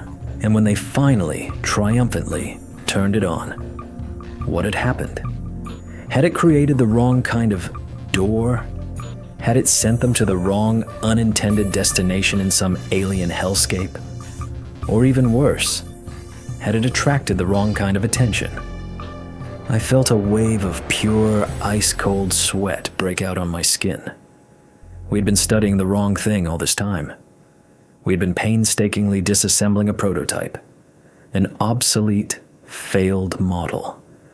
And the real blueprint, the new, updated, and likely far more dangerous version of the schematic, was still out there, lying in wait, painted in glossy black on the floor of an abandoned, forgotten pavilion in the middle of Queens, waiting, just waiting for a new set of builders.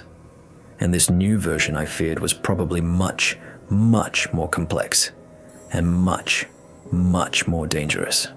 The revelation, the terrible, simple clarity of it, hit me with the force of a physical blow, knocking the very breath from my lungs. I sat there in the humming silence of the viewing room, staring at the 3 damning images on the monitor, and the entire world around me, the city, the bureau, my own life, seemed to shrink and narrow until it was nothing more than this single, horrifying, and inescapable thought. We were all wrong. We'd been asking all the wrong questions. We'd been searching for a motive, a cause, a human reason, desperately trying to fit this square alien peg into the round, familiar holes of our own experience. A new age cult, a shared psychotic disorder, a bizarre and elaborate suicide pact, a new form of terrorism. But it was none of those things. It was so much worse. This was something biological in its nature, but it was a biology that operated on the level of pure information. It was a virus, a mimetic virus, a self-replicating, evolving idea that didn't spread through blood or saliva, but through the optic nerve. The symbol was its vector, its delivery system, and human beings? We were just its unwitting hosts, its replication mechanism. We were the factory, the organic machinery it needed to build its physical body in our world. Leo Petrov's small, ambitious team of filmmakers were the first known victims, patient 0, in an epidemic of 1.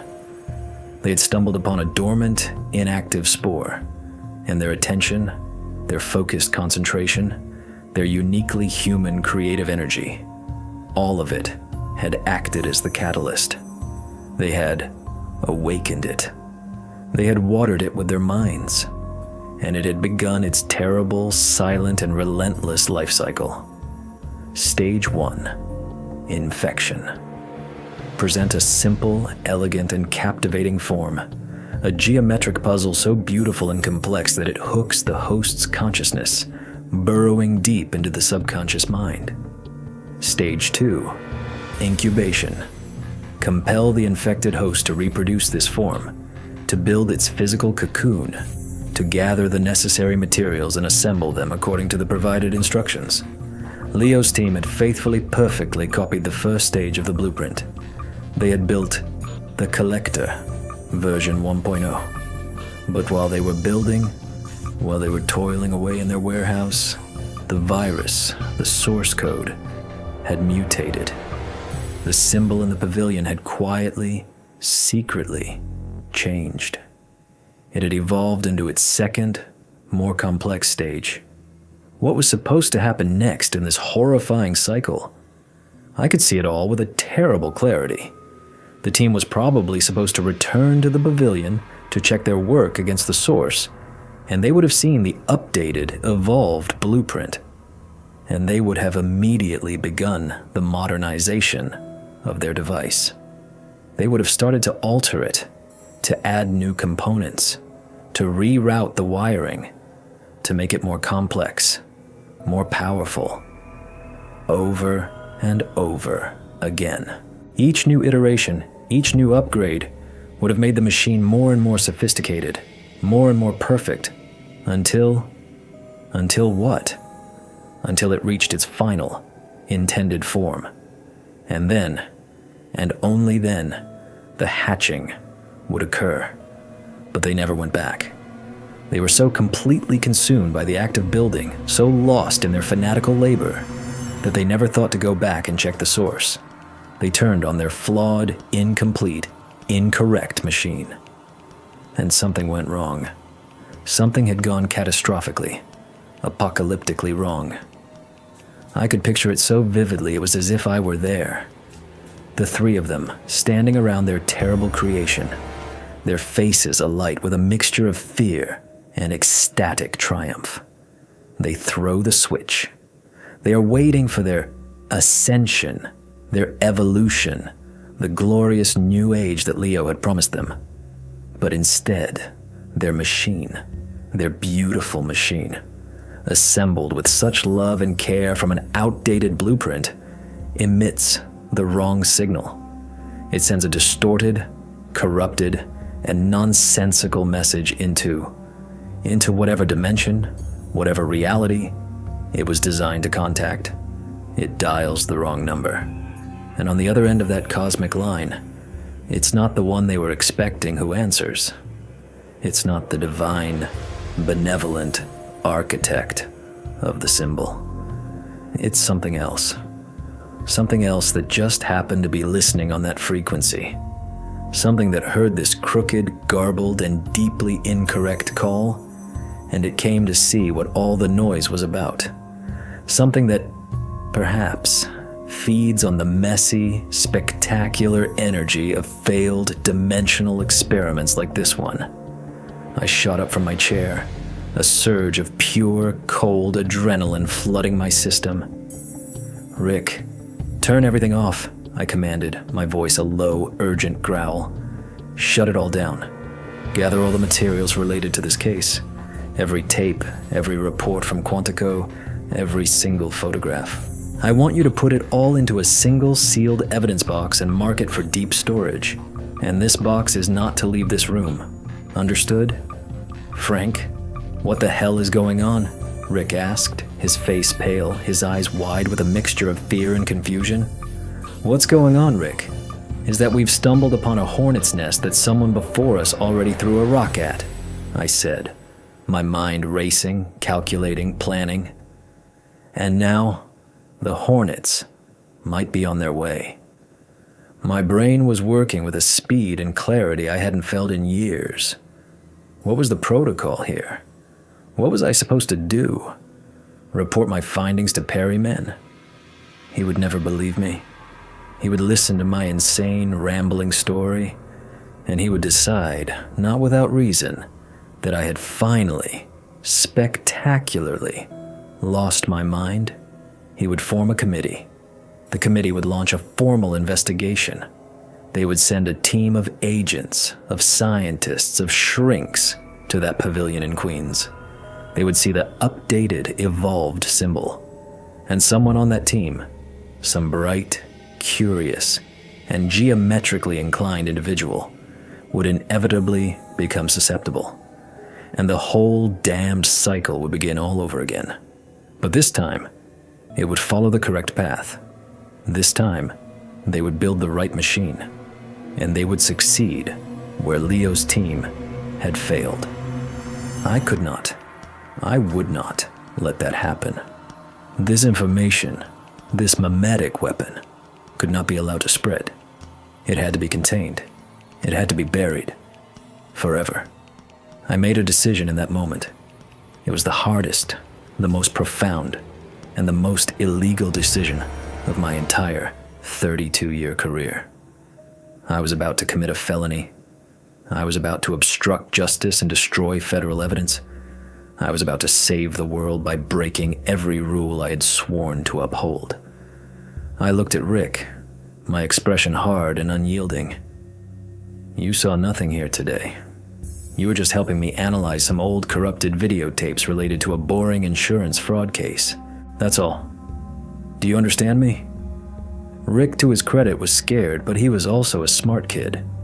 He saw the look on my face, a look that went far beyond the stress of a normal investigation. He nodded silently, his eyes still wide. Now go, I said, my voice softer now. Go home, and forget the number of this case file ever existed. When he had scurried away, I was finally alone. Alone with this terrible, world-breaking knowledge. I picked up the yellow legal pad from my desk. On the last page was the symbol, the first version, the one I had unconsciously traced with my own hand. I stared at it, and its perfect alien lines seemed to writhe and mock me. I was infected. I was a carrier. But I was still, for now, in control of my own actions. I tore the page from the pad, crumpled it into a tight ball, and using my Zippo lighter, I burned it to black ash in the heavy glass ashtray on my desk. Then, I began my last, final, and most important work as a special agent of the Federal Bureau of Investigation. I sat down at my computer, and I began to write the final official report on case file 734A. It was the most intricate, the most detailed, and the most skillful lie of my entire life. I wrote that the missing documentary crew, Leonard Petrov, Maya Wells, and Benjamin Carter, had, according to a reliable but anonymous informant, become entangled with a violent drug trafficking ring that was using the abandoned warehouses in that section of Queens as a base of operations. Their strange, obsessive behavior and their sudden, unexplained spending were the result of a massive debt they had incurred. They, and all of their expensive filmmaking equipment, had likely been disposed of by the gang, their bodies, in all probability, resting at the bottom of the East River. The strange structure in the warehouse? Just a bizarre drug-fueled art project, a piece of outsider art with no meaning or function. The case, I concluded, was a dead end, with no viable leads. I recommended it be closed and transferred to the cold case archives. I spent hours fabricating a series of plausible but untraceable witness statements from non-existent confidential informants. I carefully, surgically erased all the real files related to the case from my work computer, leaving only this single, comprehensive, and utterly fraudulent final report. I took the large, sealed evidence box containing the real, terrifying truth, the videotapes, the technical reports from Quantico, the crime scene photographs. Late that night, I carried it out of the Federal Plaza building, a ghost walking through the empty, silent hallways. I drove out to the coast, to a deserted, windswept pier on the edge of the city. Standing there, under the cold, indifferent light of the stars, I heaved the heavy box over the railing and into the dark, churning, icy waters of the Atlantic Ocean. It vanished beneath the waves with a soft, final gurgle. It was done. The story was buried. The truth was contained. But I knew, with a certainty that settled deep in my bones, that this was not the end. I had destroyed the evidence, but I couldn't destroy the source. The symbol, the real, evolved symbol, was still out there, in that dark, silent, forgotten pavilion, waiting. And there was nothing more I could do about it. I couldn't have the place cordoned off without raising 1,000 questions I couldn't answer. I couldn't have it burned to the ground without drawing the very attention I was so desperate to avoid. The only thing I could do was to remain silent, and to hope. To hope that no one else would ever find that inconspicuous locked steel service door. To hope that the relentless dust and decay of time would eventually cover the terrible black lines on the cold concrete floor. This was my burden, my sacrifice, my self-imposed lifelong sentence, to live with this terrible knowledge and to do absolutely nothing. I put in my papers and retired a few months later. Perryman was relieved to see me go. He even managed a thin, insincere smile and clapped me on the shoulder at my sparsely attended farewell party. He told me I'd done a good job, efficiently and professionally closing out that messy, unpleasant business in Queens. I just smiled back. If he only knew what I had really closed. Almost 20 years have passed. 20 long, quiet, and empty years. I'm sitting now in a small, quiet room in my small, anonymous house in a cookie-cutter suburb, somewhere in the vast, forgettable expanse of the American Midwest. Outside my window, the autumn leaves are rustling in a gentle breeze. A neighbor's golden retriever is barking, a joyous, uncomplicated sound, at a passing mail truck. The world, from this vantage point, seems peaceful and orderly and profoundly normal. But for me, it will never, ever be that way again. I survived. But what exactly did that mean? What was the cost? I live now in a voluntary self-imposed prison. A prison built not of steel and concrete, but of fear and of silence. I have a new name, a new social security number, a new, meticulously fabricated biography. I have a dull, plausible story about a quiet life spent working as a mid-level accountant for a mid-sized paper company that conveniently went out of business a few years ago. The Bureau, in its infinite shadowy wisdom, took care of all the details.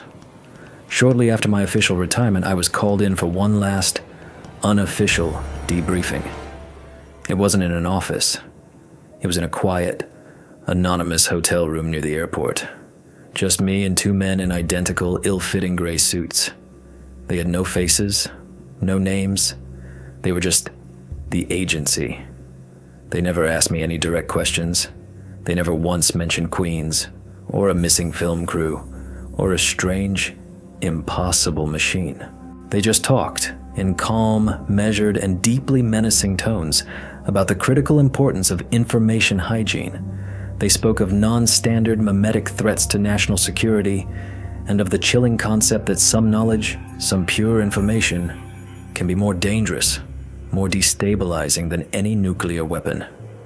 They let me know, in no uncertain terms, that they knew I had hidden something, that I had buried a case, and they were, in their own cold, bureaucratic way, grateful for it. They didn't want the truth. The last thing in the world they wanted was the truth. They just wanted it to stay buried. They offered me a place in what they euphemistically called a post-career relocation program.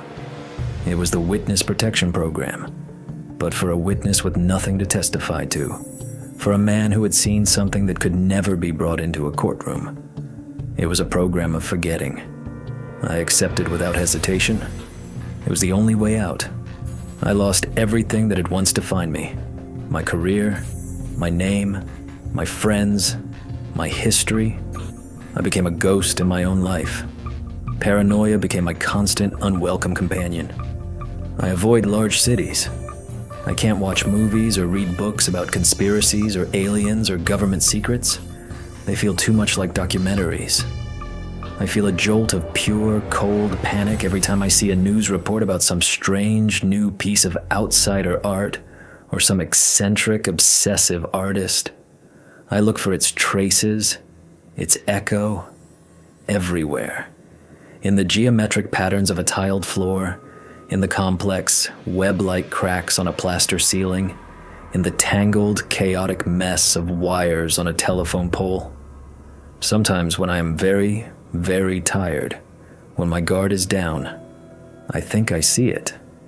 It will flicker for a split second in the periphery of my vision, and I have to force myself, with all my remaining willpower, to believe that it's just an illusion, a phantom limb of a past trauma, my aging brain playing tricks on me. But I'm never entirely sure. I know, with a certainty that lives in my marrow, that it's still out there, in Queens. 20 years is nothing to a thing like that. It is patient. It can wait forever. Maybe the pavilion has finally been torn down. Maybe they bulldozed it and built a shopping mall or a parking lot in its place. I pray for that every single night. But I'm afraid that's not the case. I'm afraid that one day, some curious urban explorer, or some ambitious young vlogger, or a new optimistic crew of documentary filmmakers will find that same inconspicuous, locked steel door. And the cycle will begin all over again. And that is why I am making this recording on this cheap, old-fashioned analog cassette recorder. No digital footprint, no metadata. I will leave this tape, and the others I have made, in a bank's safe deposit box, with a notarized letter instructing that it be opened and its contents made public 50 years after my confirmed death. Maybe by then, humanity will be ready for this kind of knowledge. Maybe by then, we will have evolved enough to face it, or maybe not. But I cannot, I will not, take this terrible secret to the grave with me. Someone has to know. Someone has to remember the 3 young, bright, talented people who just wanted to make a film about the past, and who instead, through no fault of their own, became the unwilling, tragic midwives to a future that should never, ever have been born. I reach out a trembling finger and press the stop button. A final, definitive click. Silence fills the small, lonely room. But I don't hear it, because in my head, there's always an echo. The faint, ghostly echo of that terrible, low-frequency hum from the warehouse. The echo of that strange, atonal, alien melody that poor Ben was humming. The echo of those terrible, inhuman words spoken in perfect, chilling unison. They gave me a new name. They gave me a new life. And they told me to forget. But I can't. Because sometimes, late at night, when the house is quiet and the world is asleep, I can still hear the static. And I know it's still listening. So that's the story. A story about how a forgotten symbol from the past became the blueprint for a nightmarish future.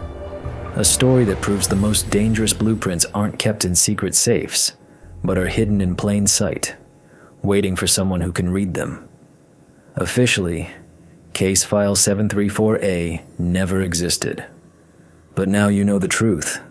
They didn't just disappear. They were summoned. Thank you for watching until the end.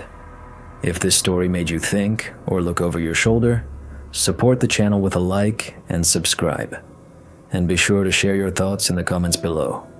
Until next time. And be careful what you look at. Sometimes the simplest patterns can be the most complex traps.